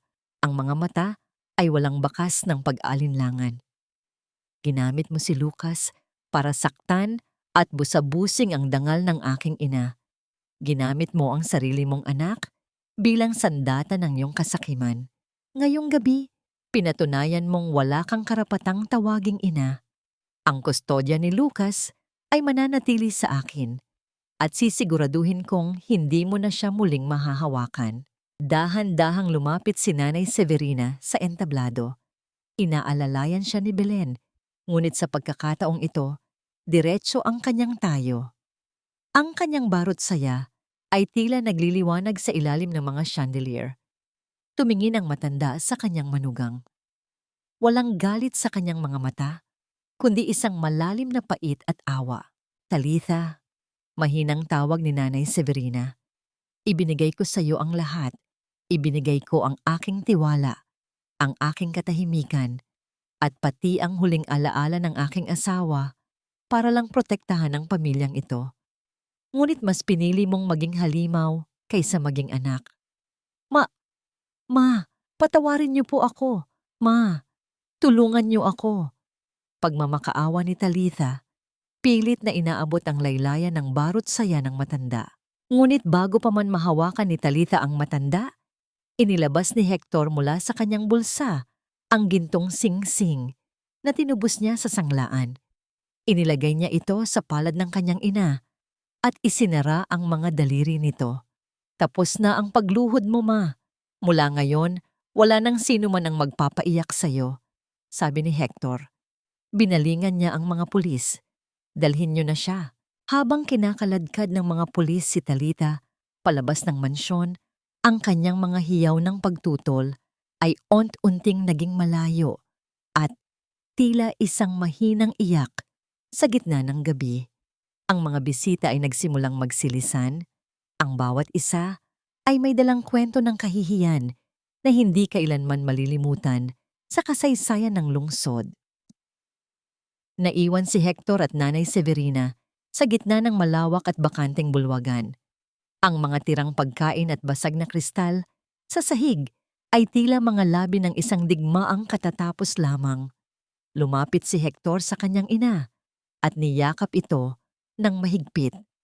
Doon, sa balikat ng kanyang anak, tuluyang ibinuhos ni Nanay Severina ang lahat ng luhang kanyang kinimkim. Salamat, anak. Salamat at hindi mo ako pinabayaan. Hikbi ng matanda. Patawarin mo ako, ma. Patawarin mo ako dahil naging bulag ako sa loob ng mahabang panahon. Bulong ni Hector, ang kanyang boses ay nanginginig sa tindi ng pagsisisi. Ngunit sa kabila ng kanilang tagumpay, isang anino ang nananatiling nakatitig mula sa malayo. Sa labas ng tarangkahan ng mansyon, isang itim na sasakyan ang dahan-dahang umalis. Sa loob nito, isang boses ang narinig mula sa isang tawag sa telepono. Hindi pa tapos ang lahat, Hector. Sinira mo ang plano namin, ngunit hindi mo alam kung gaano kalalim ang pinanggalingan ng utang na kailangang bayaran ng pamilya nyo. Hindi lahat ng ginto ay nagbibigay ng liwanag. Minsan, mas nagniningning ang isang munting lampara sa loob ng kubong gawa sa tunay na pagmamahal. Nabalot ng isang kakaibang katahimikan ang dambuhalang mansyon ng mga Alcaraz. Wala na ang mga dekorasyong bulaklak, wala na ang ingay ng mga elitistang bisita, at wala na rin ang lason na dala ng presensya ni Talitha. Ang bawat sulok ng bahay na dati ay tila isang gintong hawl ay parang isang malaking libingan ng mga alaala na nais ng ibaon ni Hector sa limot. Sa loob ng kanyang silid, dahan-dahang tiniklop ni Nanay Severina ang kanyang mga damit. Hindi niya ginalaw ang mga mamahaling sutla at lace na binili ni Talitha para sa kanya. Sa halip, kinuha niya ang kanyang mga lumang duster na gawa sa cotton, ang mga damit na may amoy ng araw at ng kanyang simpleng buhay. Inilagay niya ang mga ito sa loob ng isang lumang maleta na may mga gasgas na ng panahon. Pumasok si Hector at naupo sa tabi ng kanyang ina. Ma, bakit hindi mo isama ang mga bagong gamit mo? Iiwan mo lang ba ang lahat ng iyan? Ngumiti ang matanda, isang ngiting punong-puno ng kapanatagan. Hindi ko kailangan ang mga iyan, anak. Ang mga gamit na ito, bagaman luma, ay ang mga saksi sa kung sino talaga ako. Sa probinsya, hindi ko kailangan ng pilak o ginto para maging maligaya. Ang kailangan ko lang ay ang hangin na amoy lupa at ang katahimikan ng ating lumang bahay. Hinawakan ni Hector ang kamay ng ina. Sasama ako sa inyo, ma. Iiwan ko muna ang kumpanya kay Attorney Prado. Gusto kong bumalik sa lugar kung saan mo ako pinalaki. Gusto kong matutunan muli kung paano maging anak na laging nasa tabi mo. Kinabukasan, sa ilalim ng nagbabadyang sikat ng araw, nilisan nila ang mansyon. Si Belen ay nanatili upang pangalagaan ang bahay, habang si Hector, Nanay Severina, at ang maliit na si Lucas ay sumakay sa sasakyan patungo sa lalawigan ng Negros. Sa bawat kilometrong lumilipas, tila unti-unting nababawasan ang bigat na nakadagan sa dibdib ni Hector. Nakita niya sa side mirror ang unti-unting pagliit ng mansyong naging saksi sa pagdurusa ng kanyang ina hanggang sa tuluyan na itong maglaho sa likod ng mga puno. Matapos ang mahabang biyahe, narating nila ang kanilang lumang bayan. Huminto ang sasakyan sa harap ng isang bahay na gawa sa matitibay na kahoy at kawayan. Ang mga halaman sa paligid ay medyo masukal na at ang pintura ng bahay ay kupas na ng ulan at init. Ngunit para kay Nanay Severina, ito ang pinakamagandang palasyo sa buong mundo. Bumaba ang matanda at dahan-dahang hinaplos ang pintuang gawa sa nara. Ang bawat ukit nito ay nagpapaalala sa kanya ng kanyang yumaong asawa. Nang buksan ni Hector ang pinto, sinalubong sila ng amoy ng alikabok na may halong amoy ng tuyong dahon. Ngunit sa likod ng dumi ay ang init ng isang tahanang may kaluluwa. Lola, dito ba tayo titira? Mas gusto ko rito, malawak ang takbuhan. Masayang sigaw ni Lucas habang nagtatakbo patungo sa likod bahay kung saan matatagpuan ang malaking puno ng mangga. Nagsimulang maglinis ang mag-ina. Si Hector, na sanay sa pagpirma ng mga milyon-milyong kontrata, ay humawak ng walis at timba. Inayos niya ang mga sirang bintana at pinunasan ang mga lumang frame ng litrato sa dingding. Habang ginagawa niya ito, nararamdaman niya ang isang uri ng kaligayahan na hindi kailanman naibigay ng kanyang kayamanan. Nang sumapit ang hapon, nagluto si Nanay Severina ng simpleng ginisang ampalaya at pritong isda. Naupo silang tatlo sa sahig, sa ibabaw ng isang malinis na banig. Walang mga pilak na kubyertos, walang mga kristal na baso. Ang tanging naririnig ay ang huni ng mga kuliglig sa labas at ang malakas na panguya ni Lucas na halatang nagugustuhan ang luto ng kanyang lola.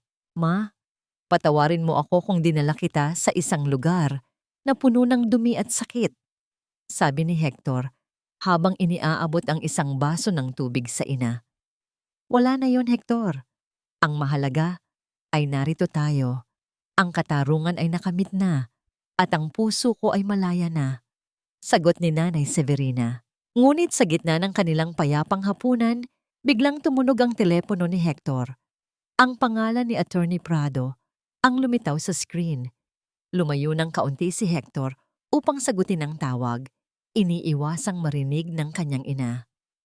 Attorney Prado, bakit ka napatawag? May problema ba? Bulong ni Hector. Hector, may kailangan kang malaman. Ang boses ng abogado ay puno ng pag-aalala. Nakalabas na ng ospital ang kapatid ni Talitha na si Thomas dahil sa tulong ng isang hindi kilalang tao na nagpiyansa sa kanya. At higit sa lahat, nakatanggap kami ng impormasyon na may mga taong nagtatanong tungkol sa kinalalagyan ninyo sa probinsya. May kinalaman ito sa utang ni Talitha sa isang sindikato na hindi natin alam. Naramdaman ni Hector ang muling paglamig ng kanyang dugo.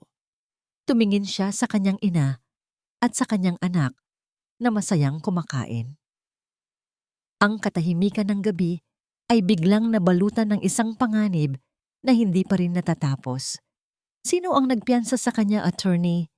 Tanong ni Hector. Ang kanyang mga mata ay naniningkit sa dilim. Hindi ko pa alam, Hector. Ngunit may iniwan silang mensahe para sa'yo. Sinasabi nilang hindi sapat ang pagkakakulong ni Talitha para mabayaran ang utang ng pamilya niyo sa kanila. Ibinaba ni Hector ang telepono. Tumingin siya sa labas ng bintana, sa kadiliman ng kakahuyan.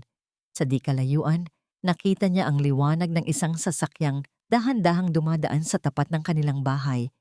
Bago ito tuluyang patayin ang mga ilaw at huminto sa ilalim ng malaking puno. Ang katahimikang matagal nating ipinaglaban, tila nananakaw na naman ng mga aninong ayaw tayong iwanan. Hindi mapakali si Hector habang nakatayo sa likod ng bintanang gawa sa kapis. Ang kaninang payapang hapunan ay napalitan ng isang mabigat na kaba na tila humahakal sa kanyang lalamunan. Mula sa kanyang kinalalagyan, aninag niya ang isang itim na sasakyang nakaparada sa ilalim ng malaking puno ng akasya. Ilang metro lamang ang layo mula sa kanilang tarangkahan. Walang ilaw, walang ingay, ngunit ramdam ni Hector ang mga matang nakamasid sa kanila mula sa loob nito. Dahan-dahan siyang lumapit sa kanyang ina, nakasalukuyang inaayos ang kulambo sa silid ni Lucas. Ang bawat kilos ni Nanay Severina ay puno ng pag-iingat. Tila ba ayaw nitong magising ang batang mahimbing na ang tulog.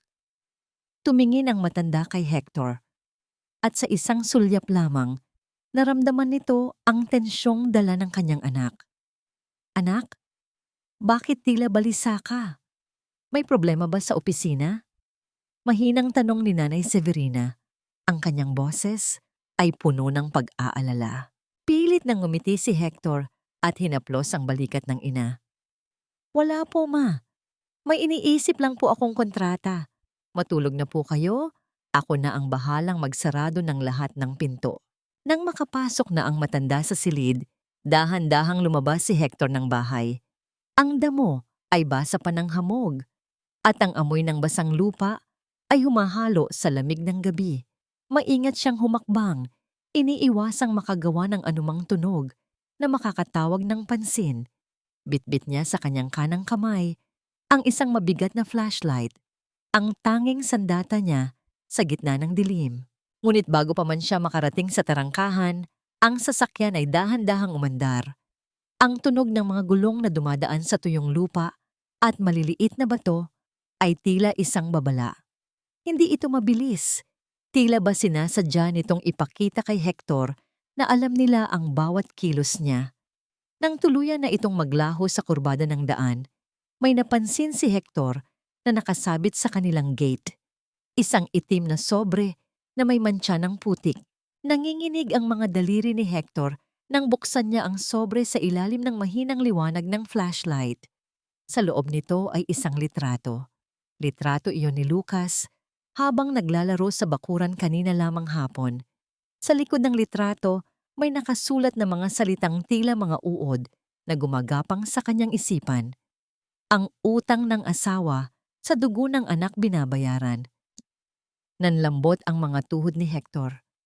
Ang takot na akala niya ay natapos na sa mansyon ay narito na naman, mas malupit at mas malapit. Alam niyang hindi titigil ang mga taong ito hanggat hindi nila nakukuha ang hinihingi nila. At ang katarungang inakala niyang sapat na ay simula pa lamang pala ng isang mas madugong laban. Kinaumagahan sinalubong siya ni Nanay Severina ng isang tasa ng mainit na kape. Anak, hindi ka ba nakatulog? Ang lalalim ng mga mata mo, wika ng matanda, habang inilalapag ang kape sa mesa. Tumingin si Hector sa kanyang ina. Nakita niya ang kapayapaang ngayon lamang muling nagningning sa mga mata nito. Paano niya sasabihin na ang panganib ay kumatok na sa kanilang pinto? Paano niya wawasakin ang mundong ngayon pa lamang nabubuo muli? Ma, gusto ko po sanang wag muna nating palabasin si Lucas sa bakuran ngayong araw. Sabi kasi sa balita, may mga ligaw na aso raw na gumagala rito sa paligid. Pagsisinungaling ni Hector, ang boses ay nanginginig sa tindi ng kaba. Tumango si Nanay Severina, bagaman bakas, sa kanyang muka ang pagdududa. Alam ng isang ina kung kailan nagsisinungaling ang kanyang anak, ngunit mas pinili niyang manahimik. Sige anak, kung yan ang sa tingin mo ay makabubuti, mag-iingat tayo. Habang nag-aalmusal, tumunog ang telepono ni Hector. Isang hindi kilalang numero ang tumatawag. Nang sagutin niya ito, ang boses sa kabilang linya ay na pamilyar, malamig, garalgal, at puno ng puot. Gusto mo bang malaman kung sino ang nagpiyansa sa akin, Hector? Ang boses ni Tomas ay tila isang ahas na bumubulong sa kanyang tainga. Ang mga taong kinalaban ni Talita ay ang mga taong mas makapangyarihan kaysa sa inaakala mo. At ngayon, dahil wala na ang kapatid ko para magbayad, ikaw at ang matandang iyan ang kukuha ng responsibilidad. Huwag mong madamay-damay ang ina ko, Tomas. Tapos na ang laban na ito. Madiing bulong ni Hector, iniiwasang marinig ni Nanay Severina. Hindi, Hector. Nagsisimula pa lang ang tunay na gabi. Banta ni Tomas, bago tuluyang putulin ang tawag. Nabitawan ni Hector ang kanyang tinidor. Tumingin siya sa bintana at nakita niya ang isang estrangherong lalaki na nakatayo sa di kalayuan, nakatingin ng diretso sa kanilang bahay habang may hawak na telepono. Ang bawat sandali ay tila isang mabilis na pag-agos ng tubig patungo sa isang malaking talon. Biglang tumayo si Nanay Severina at hinawakan ang kamay ni Hector. Ang kanyang mga mata, na dati ay puno ng takot, ay biglang nagpakita ng isang kakaibang katatagan. Anak, alam ko. Alam kong narito sila. Huwag mong isiping kailangan mong pasanin ang lahat ng ito ng mag-isa. Ang bahay na ito ay may mga dingding na gawa sa panalangin at hindi tayo basta-basta susuko. Sa gitna ng kanilang pag-uusap, isang malakas na tunog ng pagpreno ng sasakyan ang narinig mula sa labas. Kasunod ang pagbaba ng ilang mga kalalakihang may mga takip sa muka. Ang katahimikan ng probinsya ay tuluyan ng binalot ng isang panganib na hindi na kayang itago pa. Ibigay mo sa amin ang bata o dumanak ang dugo sa lupang ito. Ang boses na yon, na parang kinalas na bakal sa tindi ng gaspang, ay bumasag sa katahimikan ng umaga sa probinsya. Nakatayo si Hector sa harap ng pintuan.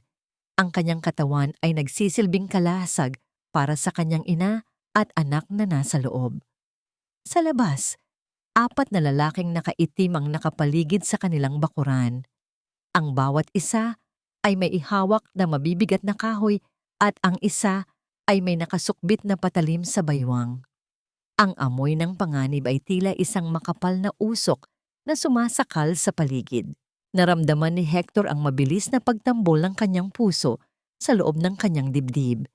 Tila isang ibon na pilit kumakawala sa isang masikip na hawla. Ang kanyang mga kamao ay nakakuyom ng mahigpit. Ang kanyang mga kuko ay bumabaon sa palad hanggang sa makaramdam siya ng bahagyang hapdi. Ngunit sa kabila ng takot, may isang malamig na determinasyon ang nanunuot sa kanyang mga ugat. Hindi na siya ang Hector na naging bulag. Ngayon, siya ang tagapagtanggol. Walang bata na lalabas dito at walang dugo na dadanak kung aalis na kayo ngayon din. Madiing sagot ni Hector. Ang boses ay tila isang malalim na ugong ng nagbabadyang bagyo. Isang matunog na halakhak ang narinig mula sa likuran ng mga lalaki. Lumabas si Tomas. May hawak na sigarilyo at ang kanyang muka ay punong-puno ng pagmamayabang. Hector, Hector, hanggang dito ba naman ay akala mo ay ikaw pa rin ang boss? Wala ka na sa Makati. Dito, ang batas ay ang pera at ang utang na iniwan ng asawa mo. Anong utang, Tomas? Binayaran ko na ang lahat ng kinuha ni Talita. Asik ni Hector. Inihagis ni Tomas ang isang makapal na folder sa paanan ni Hector. Akala mo lang yon. Hindi mo ba alam? Ipinanalo ni Talita sa sugal ang mga shares mo sa kumpanya gamit ang mga pekeng pirma. At ang lupang ito, nakaprenda na rin ito sa amin. Isinangla niya ang lahat, Hector. Ang buhay mo, ang kumpanya mo, at pati ang katahimikan ng matandang yan. Nanlambot ang mga tuhod ni Hector sa narinig. Ang akala niyang kalayaan ay isa palang mas malalim na bitag. Ang tindi ng pengtataksil ni Talitha ay higit pa sa imahinasyon niya. Sinira nito hindi lang ang kasal nila, kundi ang mismong pundasyon ng kinabukasan ng kanilang anak. Dahan-dahang bumukas ang pinto sa likuran ni Hector. Lumabas si Nanay Severina, nakasuot ng kanyang simpleng duster, ngunit ang kanyang muka ay walang bakas ng takot. Hawak niya ang isang maliit na krus sa kanyang kamay. Ang kanyang mga mata ay nakatingin ng diretso kay Tomas. Tomas, anak, sapat na ang sakit na ibinigay ninyo sa pamilyang ito, mahinang sabi ni Nanay Severina. Ngunit ang bawat salita ay may dalang pambihirang bigat. Huwag ninyong dungisan ang tahanang ito ng inyong kasakiman. Ang lupaing ito ay dinilig ng pawis at dugo ng aking asawa. Hindi ito para sa mga taong tulad ninyo. Tumahimik ka, matanda. Wala kang alam. Sigaw ni Tomas. Akmang susugod, ngunit hinarangan siya ni Hector. Sa gitna ng tensyon, narinig ang tunog ng pagbagsak ng isang paso ng halaman sa semento. Nilikha nito ang isang matalim na ingay na tila naging hudyat ng pagsisimula ng gulo. Sumugod ang isa sa mga lalaki kay Hector, ngunit mabilis na nakailag ang anak ni Severina. Nagkaroon ng isang maikling pagtutunggali, ang tunog ng mga pagtama ng kamao sa katawan at ang mabigat na paghinga ng mga lalaki ay pumuno sa bakuran. Lucas, pumasok ka sa loob. Belen, itago mo ang bata. Sigaw ni Hector habang pilit na dinedepensahan ang sarili mula sa dalawang kalalakihan. Naramdaman ni Hector ang isang matinding sakit sa kanyang tagiliran nang tumama ang isang kahoy, ngunit hindi siya tumigil. Ang bawat sakta na natatanggap niya ay tila nagpapaalala sa kanya ng bawat sampal na natanggap ng kanyang ina.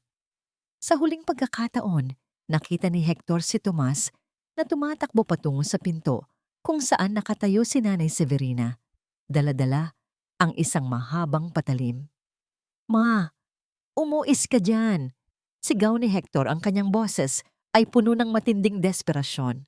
Ngunit bago pa man makalapit si Tomas, isang malakas na tunog ng pagpreno ng ilang sasakyan ang umalingaw-ngaw mula sa labas ng tarangkahan. Ang tunog ng mga pintuang mabilis na bumubukas at ang mabibigat na yabag ng mga sapatos sa tuyong lupa ay nagbigay ng isang bagong pag-asa. Dumating ang mga tauhan ni Attorney Prado kasama ang lokal na kapulisan. Nabitawan ni Tomas ang kanyang patalim nang makita ang dami ng mga pulis na nakatutok sa kanila. Ang kanyang mga mata ay napuno ng takot, tila isang daga na wala nang mapagtataguan. Isa-isang dapa ang mga kasama niya sa lupa. Ang mga kamay ay itinaas bilang pagsuko. Hinihingal na, napaluhod si Hector sa damuhan. Agad na lumapit sa kanya si Nanay Severina at niyakap ang kanyang ulo sa kanyang kandungan. Salamat sa Diyos. Salamat sa Diyos at ligtas ka, anak. Habang pinupusasan si Tomas, tumingin siya kay Hector nang may masamang ngiti. Akala mo ba tapos na ito? Hindi mo ba alam kung bakit ako pinalaya? Ang taong nagpiyansa sa akin ay ang taong matagal nang naghihintay na bumagsak ka. At Hector, hindi siya titigil hanggat hindi mo nakikita ang huling hininga ng pamilya mo. Ibinaba ni Hector ang kanyang paningin sa lukot na folder sa lupa. Tumingin siya sa kanyang ina. Pagkatapos ay sa bintana, kung saan nakasilip ang kanyang anak na si Lucas. Ang katarungan ay tila isang malayo pa ring bituin. Ang katanungang bumabagabag sa kanya ay hindi na tungkol sa pera o lupa. Sino ang taong ito na naiswasakin ang lahat ng mahal niya? At ano ang lihim na hindi pa nasasabi ni Talitha bago siya makulong? Tignan mo ang sarili mo, Talitha. Nasaan na ang pilak at ginto na ipinagpalit mo sa kaluluwa mo? Ang mga salitang yun ni Hector ay tila mga tipak ng yelo na bumagsak sa malamig at madilim na silid ng dalawahan sa loob ng kulungan. Nakaupo si Talitha sa likod ng makapal na salamin. Wala na ang kanyang nagniningning na gown, wala na ang kanyang mamahaling alahas, at wala na rin ang mapagmataas na tingin na dati ay ginagamit niya upang tapakan si Nanay Severina. Ang kanyang buhok ay gulo-gulo, ang kanyang balat ay maputla, at ang kanyang mga mata ay puno ng isang uri ng takot na hindi na kayang itago ng anumang makeup. Huminga ng malalim si Hector. Pilit na pinapakalma ang kanyang sarili habang nakatingin sa babaeng minsan niyang minahal, ngunit ngayon ay hindi na niya makilala. Inilapag niya ang isang folder sa ibabaw ng maliit na mesa. Sa loob nito ay ang mga ebidensya ng pagtataksil ni Talita, ang mga pekeng pirma, ang mga shares na isinangla sa sindikato, at ang mga litrato ng pananakot na ginawa ni na Tomas sa probinsya. Bakit, Talita? Bakit kailangang umabot sa ganito? Tanong ni Hector. Ang boses ay nanginginig sa pagitan ng pait at labis na pagkadismaya. Ibinigay ko sa iyo ang lahat. Ang pangalan ko, ang yaman ko, ang tiwala ko. Pero bakit pati ang ina ko? Kailangang mong gawing basahan. Bakit kailangang mo kaming ipagbili sa mga taong gustong pumatay sa amin? Tumawa ng mapait si Talitha. Isang tunog na tila kalansing ng kalawangin na bakal. Tumingala siya kay Hector at sa pagkakataong ito, lumabas ang tunay na lason sa kanyang dila. Dangal, Hector? Akala mo ba sapat na ang dangal? Pagod na akong maging asawa ng isang lalaking laging ang ina ang inuuna. Pagod na akong makita ang matandang iyan sa loob ng bahay ko, na amoy palengke at laging nagpapaalala sa akin kung gaano kababa ang pinagmulan mo. Dahil sa inggit mo, itinaya mo ang buhay ni Lucas. Asik ni Hector, ang kanyang mga mata ay naniningkit. Sino ang nagpiyansa kay Tomas? Sino ang taong nasa likod ng sindikatong pinag-utangan mo? Sabihin mo sa akin ang totoo. Talita, bago ko tuluyang ibaon ang pangalan mo sa limot. Natahimik si Talitha. Ang kanyang mga labi ay nanginginig habang pilit na iniiwasan ang matalim na tingin ni Hector. Maya-maya, dahan-dahan siyang sumandal sa pader at bumulong. Ang kanyang boses ay tila isang malamig na hangin mula sa libingan. Si Mr. Villafuerte, ang dati mong katuwang sa negosyo. Siya ang may hawak ng lahat, Hector. Siya ang nag-utos sa akin na kunin ang mga shares mo at si Tomas. Si Tomas ay ginamit niya lang para takutin ka. Ang utang ko sa sugal ay maliit na bahagi lang. Ang totoo, gusto niyang makuha ang lahat ng sayo dahil naniniwala siyang ninakaw mo ang tagumpay na dapat ay sa kanya. Nanlamig ang buong katawan ni Hector. Si Mr. Villafuerte ay ang taong itinuturing niyang kapatid sa mundo ng negosyo. Ang katotohanang ang sarili niyang asawa ay nakipagsabwatan sa kanyang matalik na kaibigan ay isang sugat na tila hindi na kailanman maghihilom. Patawarin mo ako, Hector. Ginawa ko lang yon dahil natatakot ako sa kanya. Umiiyak na pagsusumamo ni Talitha. Ang kanyang mga kamay ay pilit na dinidikit sa salamin. Parang awa mo na. Kunin mo ako rito. Huwag mo akong hayaang mabulok sa lugar na ito. Isipin mo si Lucas. Tumingin si Hector kay Talitha nang may huling sulyap ng pagkaawa. Ngunit mabilis din itong napalitan ng determinasyon. Huwag mong gamitin ang pangalan ng anak ko para iligtas ang sarili mo. Namatay na ang asawa ko sa gabing pilit mong pinaggapang ang ina ko sa sahig. Ang babaeng nasa harap ko ngayon ay isang estranghero na kailangang pagbayaran ang bawat luhang pumatak mula sa mga mata ni Nanay Severina. Tumayo si Hector at tinalikuran ang salamin. Ang bawat hakbang niya palayo sa selda ay tila pagtatapos ng isang madilim na kabanata ng kanyang buhay. Sa labas ng kulungan, sinalubong siya ng liwanag ng araw, ngunit ang balitang nalaman niya ay isang bagong ulap na nagbabadyang magdala ng unos. Kinuha niya ang kanyang telepono at tinawagan si Attorney Prado. Attorney, si Villafuerte, siya ang utak. Ihanda mo ang lahat. Hindi lang ito tungkol sa pera ngayon. Ito ay tungkol sa kaligtasan ng pamilya ko.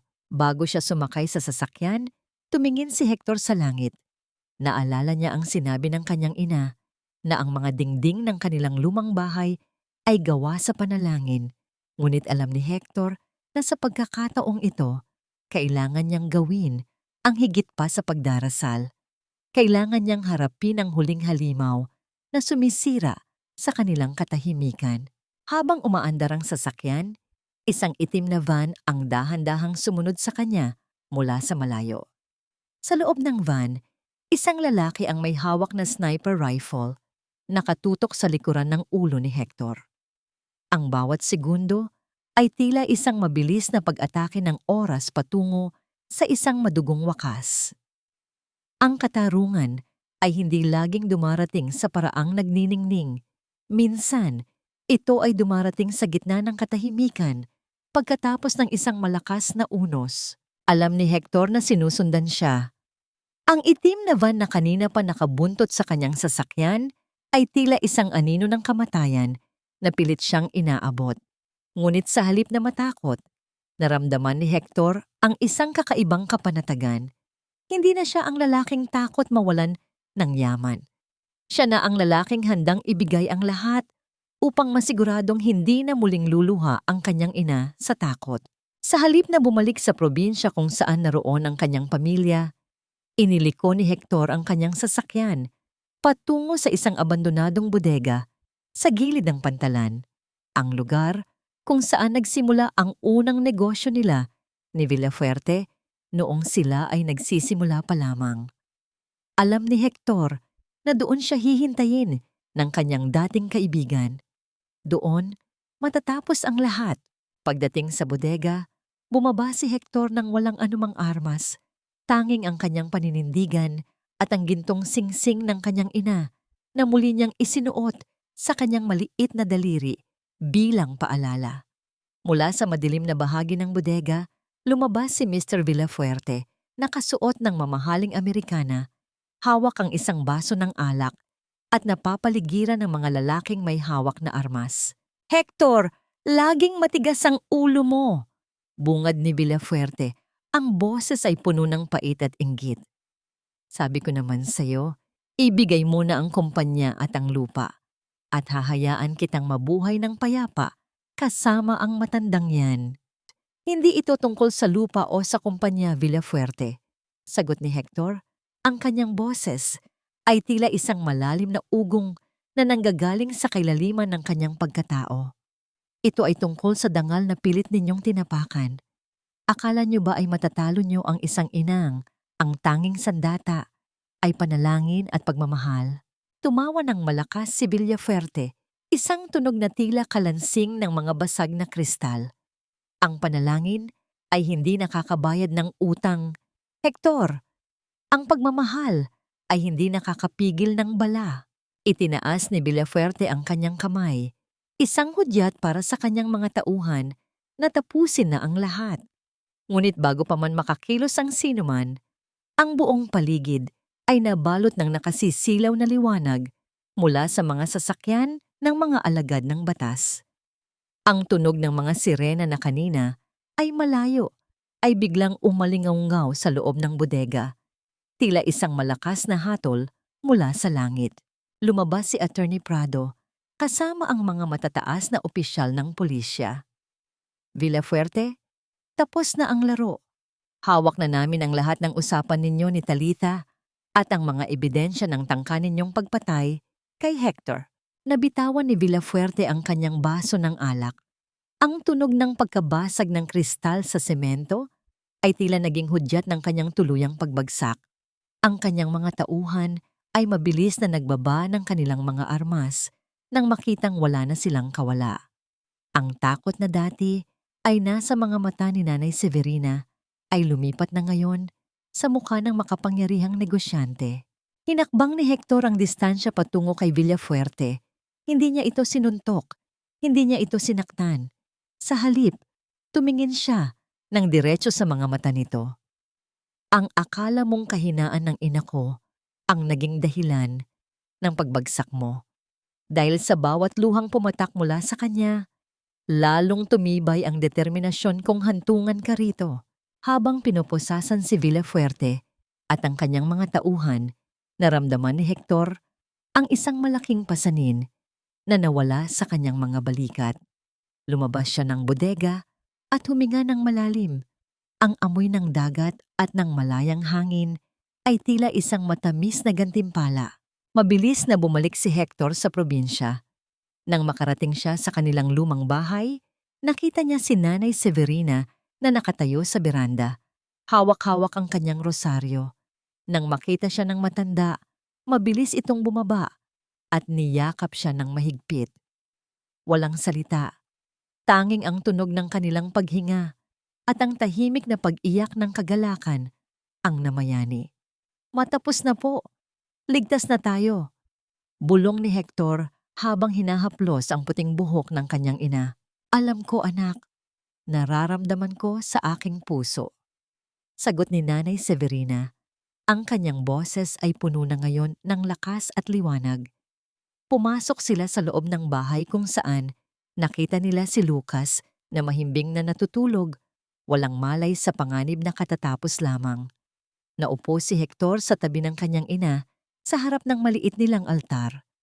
Inilabas ni Hector ang gintong singsing at dahan-dahang isinuot ito pabalik sa daliri ni Nanay Severina. Hindi ko nahahayaang mawala ito sa iyo, Ma. Ito ang simbolo ng lahat ng sakripisyo mo para sa akin, sabi ni Hector. Ngumiti ang matanda. Isang ngiting tila nagpawi sa lahat ng hirap at pasakit na naranasan nila sa loob ng mansyon. Ang singsing na ito ay simbolo ng ating pamilya, Hector. Ngunit ang tunay na kayamanan ay ang katotohanang narito ka, muling naglalakad sa tabi ko, hindi bilang isang mayamang negosyante, kundi bilang aking anak. Nang gabing iyon, ang katahimikan ng probinsya ay hindi na nakakatakot. Ito ay naging isang himig ng kapayapaan. Ang bawat bituin sa langit ay tila mga mata ng kanilang mga ninuno na nakangiti at nagbabantay sa kanila. Sa isang maliit na selda sa kabilang panig ng bansa, nakaupo si Talitha, nakatitig sa malamig na pader, inaalala ang bawat sampal at bawat pangungutya na ibinigay niya. Doon, sa gitna ng kadiliman, naramdaman niya ang tunay na bigat ng kanyang mga kasalanan. Isang utang na kailangan niyang bayaran sa loob ng mahabang panahon. Ngunit sa lumang bahay na gawa sa kahoy at kawayan, ang liwanag ng isang munting lampara ay patuloy na nagbibigay ng init. Si Hector, si Nanay Severina at si Lucas ay magkakasamang humarap sa bukas, baon ng aral na ang tunay na kapangyarihan ay hindi matatagpuan sa taas ng gusali, kundi sa lalim ng pagmamahal at sa tibay ng dangal na kailanman ay hindi kayang bilhin ng salapi. Lumipas ang 3 taon na tila isang banayad na agos ng ilog sa probinsya. Ang ingay ng mga sasakyan at ang nakatutulig na tunog ng mga transaksyon sa lungsod ay naging malayo na ring alaala. Sa harap ng lumang bahay na gawa sa narra, ang bakuran ay punong-puno na ngayon ng mga namumukadkad na rosas at mga halamang gamot na itinanim mismo ni Nanay Severina. Nakatayo ang matanda sa ilalim ng malaking puno ng mangga. Pinapanood ang 8 taong gulang na si Lucas na masayang naghahabol ng mga paru-paro sa damuhan. Ang bawat tawa ng bata ay tila isang musika na nagpapalimot sa lahat ng pait na dinanas nila sa loob ng mansyong bato.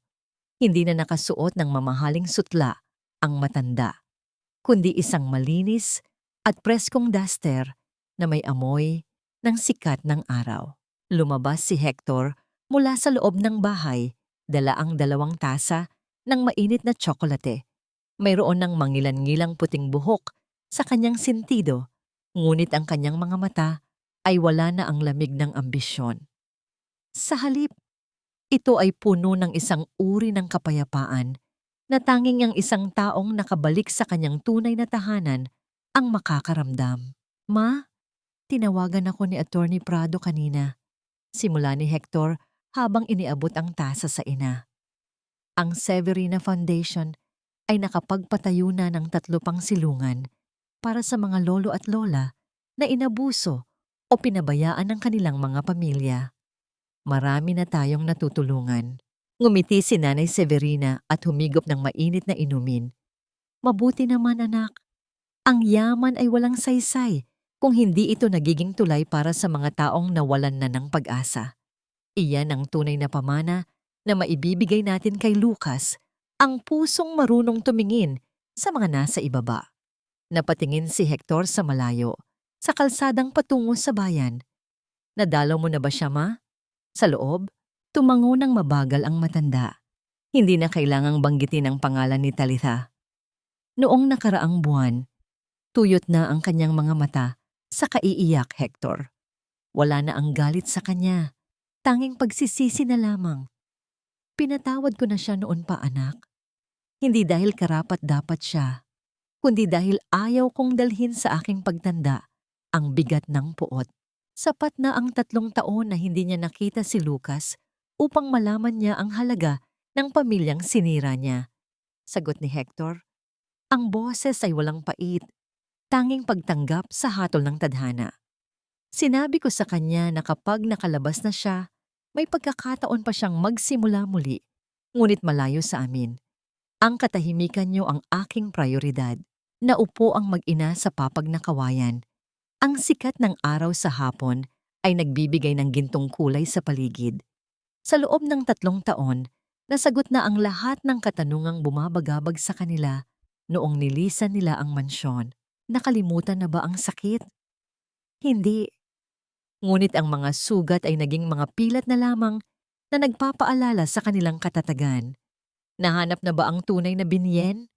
Oo. Sa bawat pagmulat ng mata sa umaga na walang takot at sa bawat hapunan na puno ng tunay na kwentuhan, ano ang aral na naiwan sa kanila at sa mga taong nakasaksi sa kanilang kwento.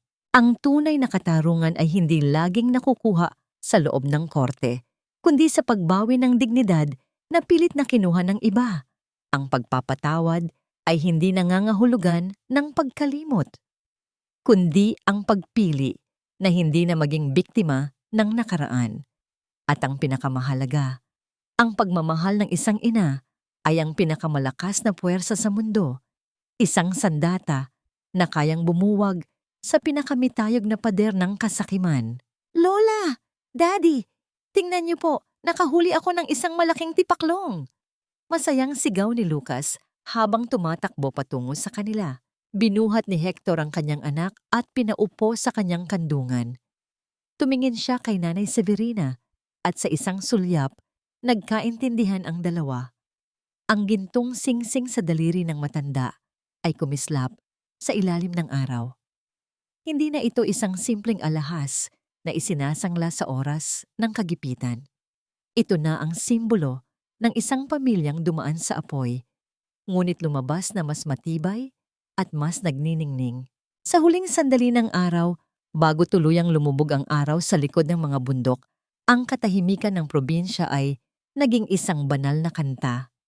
Ang kwento ni Severina Alcaraz ay hindi na tungkol sa isang matandang pinaggapang sa sahig, kundi tungkol sa isang inang muling itinayo ang dangal ng kanyang lahi. Ang bawat patak ng luha noon ay naging hamog na nagdidilig sa kanilang bagong simula. Ang bawat sampal ay naging haplos ng katarungan. At sa huli, napatunayan na ang pinakamalaking mansyon ay walang halaga kung ang pundasyon nito ay hindi pag-ibig at ang pinakamaliit na dampa ay nagiging palasyo kapag ang nananahan dito ay may pusong malinis at malaya.